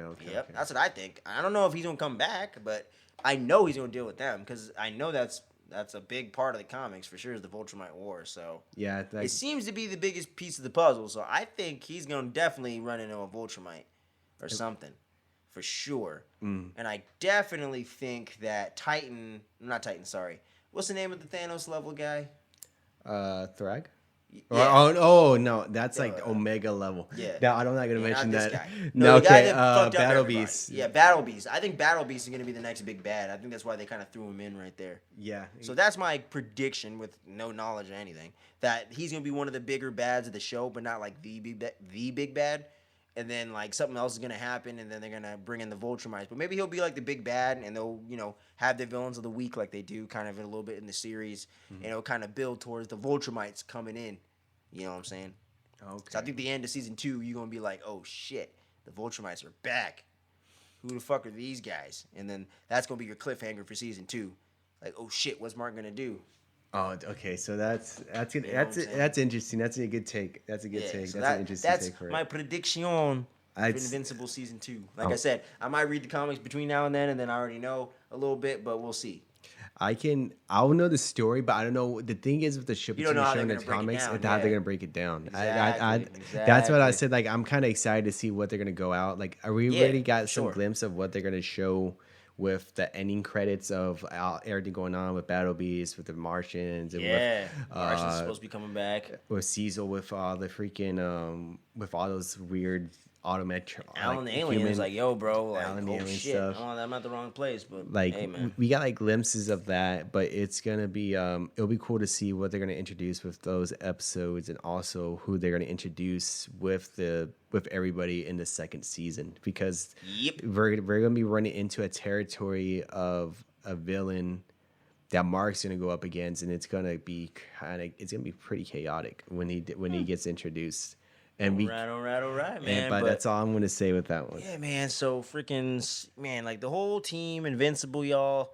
You guys killed it, man. This show is spectacular. If you haven't checked it out yet, you need to go out and get your Amazon Prime subscription. If you don't have one already, get your 30-day trial. If you got one, use a password, whatever the fuck.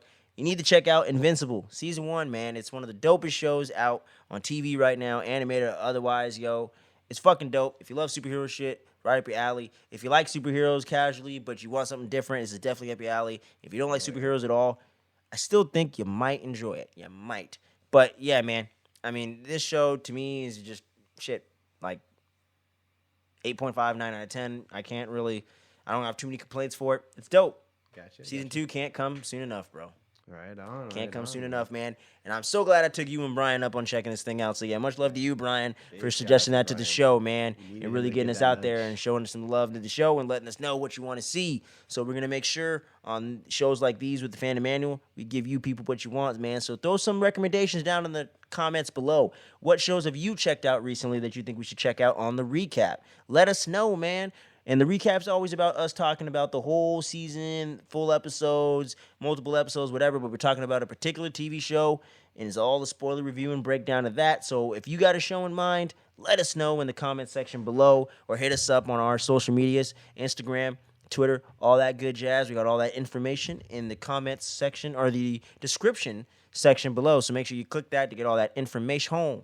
But with no further ado, we're going to get into the final topic of the show, which is the main topic. What if episodes 4 through 6? Holy shit, man. God. What if just hit the second gear, bro? Yeah. I don't even know if that even is accurate with the way you shift gears at all, but it's in the next gear. That's all I know. It's going out there, man. This motherfucker said, hold my beer, bro. 6. Episode 4, Doctor Strange fucked up the multiverse. Yep. And then Fucking episode 5, we got zombies up in here, and I was freaking highly anticipating that shit since they fucking announced the shit. yeah. So that was That cool. was a And great then you got episode 6. What if it's pretty much Killmonger kills the Marvel Universe? That's what I like to call it. Pretty much. You know what I mean? It's kind of like that vibe. Yeah, he kind of like Killmonger. I would say knocks out phase 1 pretty Yeah, much. it's like Killmonger kills the Marvel Universe, dog. They put Iron Man and Black Panther together from 2 different phases. I love it. It's one of the best parts of this show to me, is how they keep taking these different Marvel movies and mixing them together to create all these new stories. And it's mixing movies you wouldn't even think to mix together. Yeah. You know what I'm saying? Like that, episode 3, how they mixed together all those phase 1 movies right there together, even with the Avengers, and it worked. And That's it very actually true. wasn't that bad. Like, if you actually tacked on 20, 30 minutes of that bitch, that could have been a full-on animated movie that really would have kicked ass, like some Dark Side War type stuff. So Yeah. I was very, very impressed with episodes 4 through 6, man. And just going into episode 4, so we kind of go in order here, man. What were your overall thoughts on episode 4? Just what did you like? What did you not like about episode 4? Recap. Okay, episode 4. Doctor Yeah, man. Strange. Doctor Strange going ham and fucking up the multiverse. He was fucking up the multiverse, and and it was all because he lost the love of his life, and this was before This would be beforehand. like pretty much in phase 3 when Doctor Strange took place, I guess. Yeah, pretty much in phase 3, and it was he wasn't the one that was really badly injured into that little car Yeah, incident he and didn't stuff lose his like hands. that. He lost his love. Yeah. Lost his heart. He lost the heart, and you see that play into that role. Like he ends up going like a little bit later down the line saying like how can I do to fix the past and stuff like that. Yeah, he wants to man. go back so He much. just keeps going back with the time stone, bruh. But no matter what, it's just a self-fulfilling prophecy, dog. Like, it all just keeps coming back in the same way, and somehow, some way, she has to die. Yeah, it was a pinpoint in that universe, and like Which is an interesting thing they brought up in the MCU, because they never brought that up before. and that's gonna be What did she call that? An absolute point? an absolute point. Yeah, I think it was an Yeah. absolute point. So I'm right? like, huh. and So what's another absolute point? Like, Iron Man has to die and sacrifice himself, or what? I think You know what I that's- mean? Like, is it like these kind of things? Like, they have to happen? Like, that's fucking crazy. Yeah, like- or like how Iron Man had to get taken into the camp from 10 rings that really make the Iron Man armor. Yeah. Like we saw with Killmonger, because if he didn't do that, he never would have had the idea. Yeah, and then that's another thing too.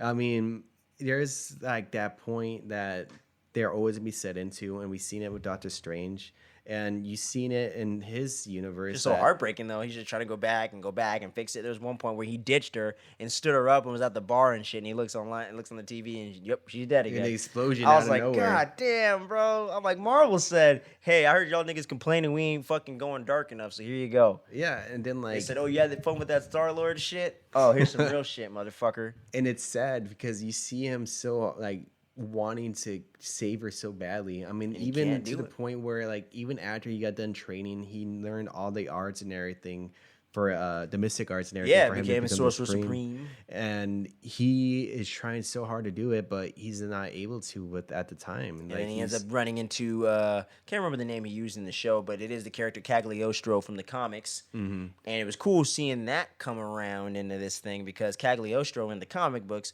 which might be set up for something like this in the MCU, we'll see. But he actually was Doctor Doom's mentor for the mystical arts in the see? comics. So that could be a big implication right there. For But he later on literally down the tried to line. do the same thing that Doc Strange is doing. He tried to go back in time and save somebody and get those forbidden powers and take them from those entities. But like we saw, man, when Doctor Strange tried to do that shit, he said, okay, you don't want to give me the power? I'm going to take it, bitch. Yeah. And he just started taking all the powers from these things, all the way from garden gnomes to fucking that weird tentacle thing that Captain Carter was fighting. Oh, Which yeah. I thought was an interesting tie-in a good tie-in right there. Yeah, because that was like a whole... I didn't expect that thing to be popping up. So when this universe had popped up there, but in that universe, somehow Hydra got their dumbasses and opened up the portal from its dimension into there. So I thought that was a cool way to tie it in. It made sense. Yeah. I was like, oh, okay. So yeah, fucking Red Skull and them opened up a fucking portal. They opened up a singularity and they fucked up. Yeah, and I like that. They screwed up. But Doctor Strange opened one that's controlled because he knows what he's doing. Yeah. So I like that tie-in and these little nuance and details in the show, and everything's just really tying in together while still standing on its own and just being a cool little what if, damn, that's crazy type story. So yeah, man, it was dope, man. I like the one thing I did like the fight between the two Doctor Strangers too. I thought that was kind of cool. Oh yeah, I thought that was awesome to see, and it like we kind of had a feeling that the good Doctor Strange was going to be able to be a match with the evil I Doctor didn't Strange. have that feeling until we saw the episode and he had all those powers, and I was like, oh, I don't know. For me, I had that. Well, for me, I didn't. Not off In the trailer. trailers, I thought he was gonna win, but not in the episode. I was like, ooh. I think trailer wise, I had like no really. I was like neutral with it. I didn't think they'd have the balls to do what they did. Yeah, yeah. He just killed the universe. He's killed. Yeah, the whole damn universe. You know what I'm saying? That's canon. And like on top of that, like his power was so ridiculously crazy to the point where like his appearance was starting to morph into like it was like animalistic or like almost like a creature or something. Yeah, like some weird multiple eyes on his freaking head, shoulders, Which I do low key want to see in that Multiverse of Madness in live action somehow. I think we'll see something. You know what I'm like saying? that A vision, something. Imagine we run into the Doctor Strange and like that evil one that universe. From that universe, please. Imagine we see something like that. Maybe that's why him and Scarlet Witch got to team up. Yeah, You gotta call Loki's ass. Hey, trick him real quick. Yeah, trick him real fast. I mean, shit. You're the trickster. Get him. I mean, that's why it's. You know what I'm saying? Like shit. Wanda's over here looking for her kids, and Doctor Strange's like, "You're fucking it up." Peter's asking for shit, and you're asking for shit. You're fucking it up. I wonder how they're. And gonna then his play other all self that is gonna out. pop up, bro. They're gonna be like, "Uh-oh." That's a huge. Hell thing. yeah, bro. That's our like joint prediction for fucking Multiverse of Madness, like almost a year out and shit. He's gonna be in there. That's my prediction. I can see him be there because like he's already closed out. Like because like right when he got rid of once he won like the good Strange and he was actually able. Timeline. Yeah, and like taking that time. Yeah, because I still don't get how the Ancient One did that, but whatever. Yeah, because like when the Ancient One did that in the first conflict, like she was able to split them off. Like, you couldn't do that before. I'm like, huh? That would have been. You can split people like that. I think that How the fuck does that work? Unless there is something like a last resort type of situation, maybe like. And just the whole explainer with Kang in that just really fucks my mind up. Yeah, like, how the fuck does that work? I don't know. That's like a whole can of worms that we haven't even looked into. That we haven't even looked into deeply. Yeah, like that is totally threw a wrench in the multiverse shit. Just when you thought you figured it out, no, you didn't. But fuck yeah, man. I mean, it wasn't really anything with episode 4 I didn't like. Everything about that episode I do enjoy. Like the story itself about instead of Strange losing his hands, it's more compelling than the actual Doctor Strange movie. Yeah, to me anyway. Honestly, that's what a lot of people were saying too, and they're saying like it was way you connect with his character way fucking more. You actually care, and you get to see him be a dick at the same time like he normally is. Yeah, as he plays into his character's roots, but gives you a reason to root for the guy. Yeah. The actual Doctor Strange film doesn't give you shit to root for, man. But except he lost his hands. That sucks, but you're an asshole. But that's pretty. You know, it's just kind of like, you gotta save the day because this crazy guy is gonna fuck with time or whatever the fuck he was doing. It's just like, eh. And the watch is there, just watching it all, and then it was so funny though. The watch is like, bro, you fucking up, man. He's like, you're gonna be in my there ass. I wish I could punish your ass, but I can't fuck with the timeline like yo, dumbass, because then we're all gonna be fucking dead. Yeah, dumbass. And then Doctor Strange was gonna kill everybody over this bitch over here. God damn. That's his. That was the one time he said, "I have to say something." This motherfucker is fucking up. he's like every black mom out there that after the kids just done one too many fucked up things they didn't want him to do. She's like, "That's it. Get the belt, motherfucker. Get the belt. Your ass is done. Your ass is grass, motherfucker. Get your narrow ass in here." Yeah, like episode 4, It was I liked it a lot. I Marvel think it stepped it up a stepped lot. up their game, from bro. episode 3 and 2 and 1. I enjoyed the first 3. 2 is always gonna have a special place in my heart, but this shit is awesome. Episode 5. What if everybody was a zombie, bruh? Oh, Zombie I Hunter enjoyed Spider-Man. It was a lot of fun, yo. Okoye, my girl's back in action. We got some Hope Van Dyne, a.k.a. the Wasp, so it's cool to get to see her. She had a good role in here. But Hank, her and Hank fucked up, man. Hank keeps fucking up the universes, bro. I don't know why, bro. I mean, Fucking going in there trying to get Janet's ass, and they bring back a virus and turn people into zombies and shit. I'm like, God damn it, Hank. You can't, it's just, you can't do God anything damn it. right. Are you the Nexus thing that fucks up everything? Is it you? For everything bad, that's I'm like, what Jesus, it seems you're like like. the bad Nexus. I'm like, God damn. It's like, we got to keep Hank away, man. Wherever his ass is at in any other universe, he's fucked up. Our universe is the only good Hank, apparently. Yeah, he doesn't go The one all that crazy. just got out of his company and stayed to himself. I guess when he does other shit, he just fucks up the universe, I guess. He's like Loki. He's just bound to fuck up at a certain point. Yeah, that's very true. I think episode 5, I really did like it a lot from like the opening scene and everything. When, it was good, man. When it just showed Hulk getting beamed down from, I guess, from the Yeah, ship. from Thanos and getting sent back. That was such a cool way to like do it. Yeah. I didn't expect them to do it from Infinity War. That was such a weird but cool choice to set a zombie apocalypse during when Infinity War was gonna go down. That's fucking crazy, man. And then when all that played out too, when Hulk Barry goes out there and he sees I love the reveal, bro. You have been chosen. The son of Thanos. And then you see the freaking gauntlet. Portal, you're like, oh, hey. And then he's I am babbling for a long... Shut up, motherfucker. And he got knocked down. I was like, that's so Tony Stark. Yeah, and then that's when and you see that little scene of them, like the whole gang beating them up. I'm like, okay. Oh. Even Hulk was like, all right, yeah, you got this. That's right. Yeah, and then like, you hear, it's like, what the fuck? It's like, you guys are overdoing it. You guys got to pull back a bit. And the next thing you know, like, once when the smoke clears, it's just... bro. Oh, flow. There you go. That's how it goes, man. And he's like, huh? It's like zombie. Whoa! What the fuck? He just sees Iron Man. When I saw Iron Man for the first time as a zombie, I was like, okay, this is gonna be freaking awesome. Zombie Strange, Zombie Wong. Zombie Not Strange, my boy. Wong, and then you got to two. I don't like this episode anymore. Wong would survive. Yeah, shoot, imagine. Get the petition. No. Bring back Wong. Jesus, but that was a great way to start off to get rid of some of the main characters. Yeah, like dude, that. I was like, I love this, man. I love all the main Avengers got ate up. I love that. Yeah. So you get to see the side characters get the shine, other than Spider-Man. He's not a side character. But yeah. It was cool getting to see the dude from Ant-Man, David Dalsmatian. I love this fucking guy. He just keeps popping in everything. And Okoye getting to pop in there, I can never get enough of her.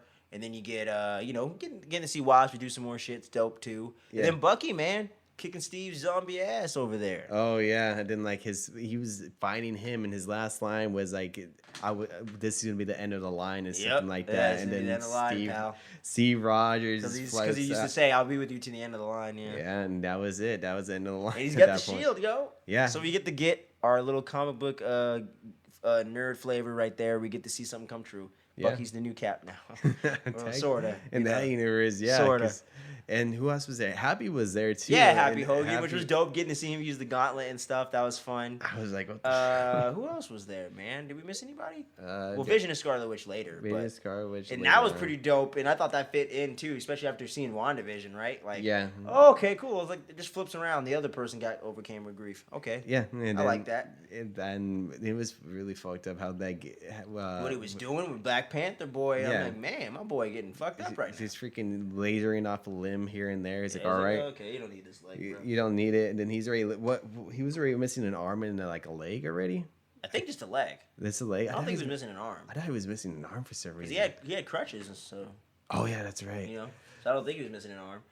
I don't think. Yeah. So, I think it was only a leg then. Well, if I'm wrong, there'll be the clip on the screen that says I'm wrong, and if I'm right, same shit. But it was so brutal. Well, yeah, man, freaking zombies, yo, and then fucking Hope ended up having to sacrifice herself and stuff. Yeah, it was fun, man. It was I like how they did all the zombie tropes. You know what I'm saying? We got the Cure over here at the safe house, and all this stuff, and oh shit, we got to go this way. Oh, we can't go that way, but we got to pass this horde of zombies and all this shit. And then somebody eventually ends up getting bit that you didn't want to get bit, and they have to sacrifice themselves and all this shit. So it was cool getting to see a Marvel zombie movie for real. You know what I mean? Almost, in a way, like it was cool to get to see them really do a zombie movie with Marvel, and not just make it a Marvel formula, but really do the zombie movie formula. Yeah. So I thought that was actually really cool, man. Like I said, this show is just a constant breath of fresh air. And yeah, man, so ending it off, yo, right there, episode 6. It's the big one, yo, where we're talking about Killmonger kills the Marvel Universe, man. Oh, yeah. That was a lot of fun, getting to see Michael B. Jordan come back. I'm a very happy guy. I mean, he was one of my favorite characters in the whole franchise. I mean, shoot. What was your thought with like that episode going on, man? I absolutely enjoyed the hell out of it, man. Like I said, the only thing I can really knock it for, if I got to just say one negative thing to get it out the way, really, is after he does betray Tony, you just kind of know he's going to betray everyone else after that. So it doesn't really, it isn't as interesting as that first swerve where you're like, oh shit, this isn't Killmonger becomes good.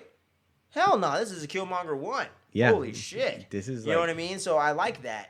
You know what I'm saying? It's like it's not as basic as if Thanos won, but it's something a little more unique than you wouldn't think. Because I didn't even predict something like this coming into the series. You know what I'm saying? So that was dope. And having Michael B. Jordan come back to do the voice definitely helps a lot. Really bring that character back into the fold in an organic and authentic way. And getting to see, even though the Tony Stark voice actor wasn't really RDJ, he did a damn good job. Yeah, he did a good job. He really hit that cadence sometimes, man. Oh, yeah. He was like, in the way he like... His delivery sometimes was pretty close too. Like, he was really good, man. I thought he was a really good substitute. And their chemistry was pretty cool. And just getting to see those two characters interact was very interesting and well worth it. Before the whole incident, Tony, because Tony at that point, he was buying into him. Like, oh, it's my boy. I got you, bro. Like, it was just cool to get to see that and getting to see Vibranium getting used in that way. Yeah. And him going to fucking Wakanda way before when Shuri's still like a young girl and stuff like that. And he kills our boy T'Challa, which was crazy. Yeah. And I'm like, damn, bro. Like, he's just killing the Marvel Universe out here, bro. When he got beamed.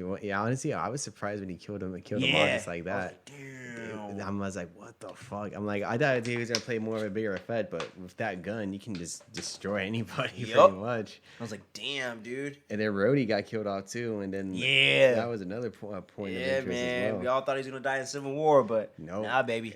What if? It happened in way earlier. Way earlier. Yeah, man. So fucking, I enjoyed it, man. I had a lot of fun with it. I liked it a lot, dude. And I definitely loved the ending, the way they ended that off with Black Panther, T'Challa saying like, you know, like, we may not catch up with you now, bro, but you gonna get yours someday, dog. What goes around comes around, you know? Yeah. And then he comes back, and from the preview they just put out recently for the last couple episodes here, ending off the show, it looks like they're teasing that he's gonna be fighting again. Looks like they're gonna try to take Wakanda back from him, and he's gonna end up getting into the whole multiverse Avengers fiasco. So it's gonna be cool to see that, and then I hope he gets to meet T'Challa Star-Lord as well. That would be dope. Yeah, that would be cool. Interesting to see. Be like, oh, shit, man. I killed him in his universe, but he's back now.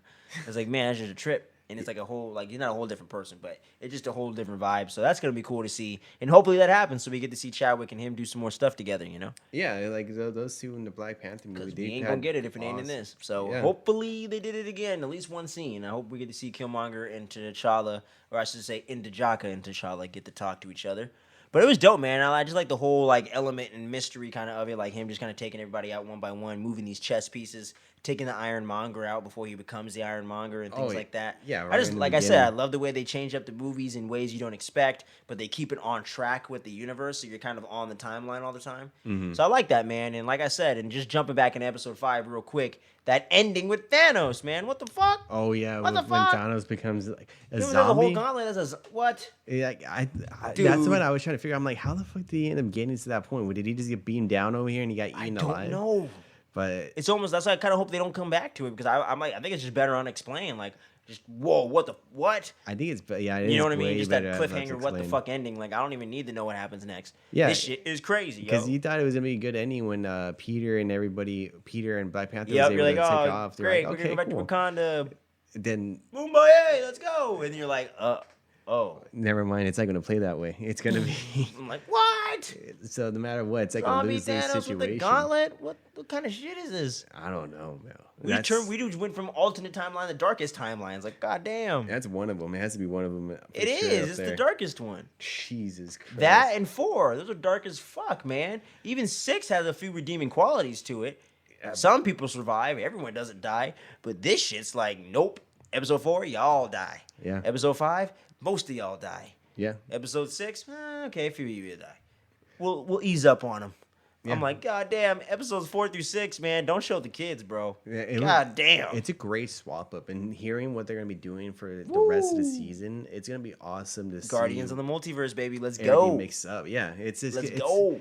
It's going to be giving me a little bit more punch for everything going on. Definitely. And I like it's not just like a singular story the whole way. Mm-hmm. It's tying in together in that MCU fashion you come to love. But we got some time to breathe and watch 6 episodes of just new, fresh ideas. Yeah. So I'm glad they paced it the way they did. And it's going to be great to see the way they end this thing off. And hopefully they end with a strong finish and continue the momentum, man. Because the other episode 1 to me was like pretty good, not great. Everything else to me has been great. Everything great so far. Yeah. Yeah, man. I think I liked pretty much Captain Carter just needed to be another 10-15 minutes to let it breathe, bro, and just do a couple new things that aren't the same as First Avenger. Mm-hmm. We'd have been right here with the same tier as everything else, but like I said, What If is really freaking awesome, bro. If they end on the note they're ending on, it might take my number 2 spot of my favorite MCU shows right behind Loki, man. Right behind Loki. Might overtake Falcon Winter Soldier, yo. Yeah, I would say it's if it really continues in this trend, it might. It's gonna because like I said, Captain America, Winter Soldier, whatever you want to call it. I love the series for the most part. I just thought the Flag Smashers as villains were very. It was very not utilized flat. to the just flat, dude. Just didn't feel it. I don't like the way they redeemed Walker so fast. Felt like something they should have took some more time to do because it took Bucky like 4 movies to do that. But whatever. At least you know what I'm saying. I think they could have had him be the U.S. agent. Just don't redeem him so fast.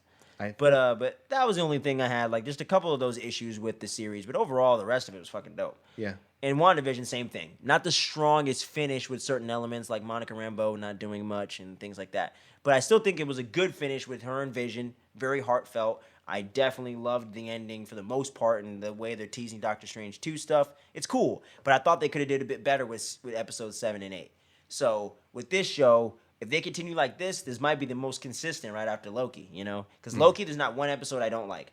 Yeah, that was... Even episode 3, Lamentis, which we thought was kind of like filler, was not filler whatsoever. Yeah, it was only off of first glance. It was all a part of the plan. Yeah. You know? And it took time to kind of build out the characters and give them a little less to spend on the budget so they could do bigger shit later. Which is what they do with TV. There's always a bottle episode. Yeah. Where they do it in one location, you don't do too much crazy shit, and you save your budget for later so you can show Loki and them fucking up the multiverse. So yeah, man, like fucking, I just love this series, man. Like Marvel's What If has been dope, man. Like if y'all have not been checking out Marvel's What If because you think it's cartoons, it's for kids, whatever, you need to get on it. It's canon. It's just as dope as the movies, man. It's better than some of the movies, like I said. What If episode 4 with Doctor Strange? If you fucked up the multiverse, that's better than the Doctor Strange movie, at least in our opinion. Yeah, you know what I mean. Very true. And fucking episode 3 with Loki and Thor and all them, and the Avengers getting killed off is better than like most of those movies from Phase 1 minus the Avengers. Like it's freaking great, man. Like I just gotta say, dude, Marvel, freaking hats off, yo. Y'all are fucking killing it, man. Like. With these shows, y'all have been killing it. Even my minor complaints with WandaVision and Falcon Winter Soldier, I still think they're some of the dopest shows out right now. Yeah. And fucking WandaVision got Emmys and shit. Like fucking Marvel's getting legitimate out here, bro. Like niggas can't even hate on that level no more because it's just undeniable. Yeah. Marvel's doing great things, and I think people need to start giving some credit to the fact that they're starting to mix it up, man. And I think if they continue in this direction, the franchise can have a lot more life behind it if they keep doing this and keep keeping it fresh and original as much as they can in a franchise like this. I think they got a lot of really great stuff to come, man, and it just gets me more excited for the end of the show, man. Like I just can't wait. Yeah, there's a bunch of shows coming out too, and then it's we got all this stuff next year, giving us a lot of excitement. I mean, we got besides wrapping up this year with Hawkeye, we got yeah, man, we got Far From Home. I mean, not Far From Home. We got No Way Home. We got the rest of this series, and then we got Eternals, and then we have Hawkeye right around there, and then right at the same time we're gonna get No Way Home. So, end of 2021 is gonna be a nice Marvel-filled time. Yeah, it's the most wonderful time for Marvel. It's wrapping up perfectly, man. It's wrapping up perfectly. And then next year we can get more stuff. Multiverse of Madness. We got Thor. We got Wakanda She-Hulk. forever. We got go. Black Panther. Let's go. We got a bunch of stuff coming up, and it's gonna be a good couple of years, I would say, because there's a lot of stuff coming up. It's never been a better time to be a nerd, my friend. Yeah, never been a better time. Yeah, for sure, man, for sure. And other than that, it's just a great thing to be alive right here, man. Hell yes, man. So, guys, before we wrap up the show for today, let us know in the comment section, what did you think of the show? Do you guys like these longer form shows and all that stuff? Podcast listeners, please let us know as well on the social medias in the comment section or whatever you want to do, man. But let us know what you thought of the show and give us some recommendations for shows we can do on the recap, different series, whether it's anime, live action, or animated, just, Western animation. Let us know what you guys think we should check out and give us some movie review recommendations as well. Classic movies, modern movies, upcoming movies that are coming out that might be a little more under the radar, you know what I'm saying? Let us know what you want to see from the show, man, because we're going to be taking these requests and doing these different reviews like we did for Invincible right here. Shout out to my man, @BriansMachine on Instagram. Go follow him over there and give him a shout out and let him know that we did the Invincible review and he needs to check it out. So let him know, y'all. And thank you for checking out the show, guys. Every listen, every download. We're about to hit 200 downloads on the podcast feed, guys. And we haven't even been doing the show for a year yet. So I got to say, man, much love to all of you guys who have been showing so much consistent support for the show, man. It really means the world to me that we're just doing something to have some fun and create something for y'all to vibe out with and get away from the crazy world that we live in with this pandemonium. And you guys have really been showing out and showing love. And it really means the world to us, man. And really inspires us to keep this thing going, man, because we want to build this community out. So, yeah, guys, we're going to be doing this every single month for the foreseeable future. Fandom Annual is going to be dropping the last Sunday every single month, guys. So make sure you tune in. It's going to drop right there every single time. And it's going to be a lot of fun, guys. So let us know what you thought about the show overall. Drop a comment, drop a like, and please click subscribe if you're watching us on the YouTube. It helps us out immensely. We're trying to reach our first 100 subscribers so we can start growing the channel even more. And we're about to hit those first 200 downloads. So just keep clicking that, man, and keep showing love to the show. Spread it to your friends. Spread it to your coworkers. Bump it loud on your radio. You know what I'm saying? Let the people know that Fandom Frequency is where it's at. So, before we dip out, man, let the people know where they can follow you. You can follow me on Instagram. That's my only social media I got so far. Yeah, you don't fuck with Twitter. Not anymore. No TikToks over here, bro. No TikToks, nothing like that. Follow me at the name is Skips on Instagram. Don't really post there as often. I told everybody I was going to do that, a little bit more videos, but school and everything started popping up. Oh, yeah, I feel you, bro. You out here, man. We putting in that work, bro. But we going to figure it out, man. Yeah, we going to figure it out. Eventually. Most def, man. And you can follow me at Epsilon_audio. That's EPSILON. Like on some like the star Epsilon, EPSILON_audio.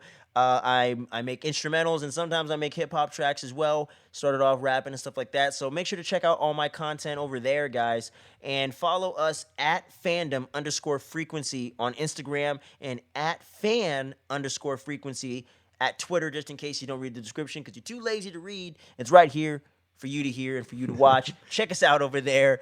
Click the follow. Please shoot us a DM and let us know if you checked out the show and what you like, what you don't like about it. But just don't be a dick. But before we sign off as well, we want to say much love to all of you out there that have been working with us on the show, man. We appreciate it. You're all going to be doing these long-form shows with us. So this is only the beginning.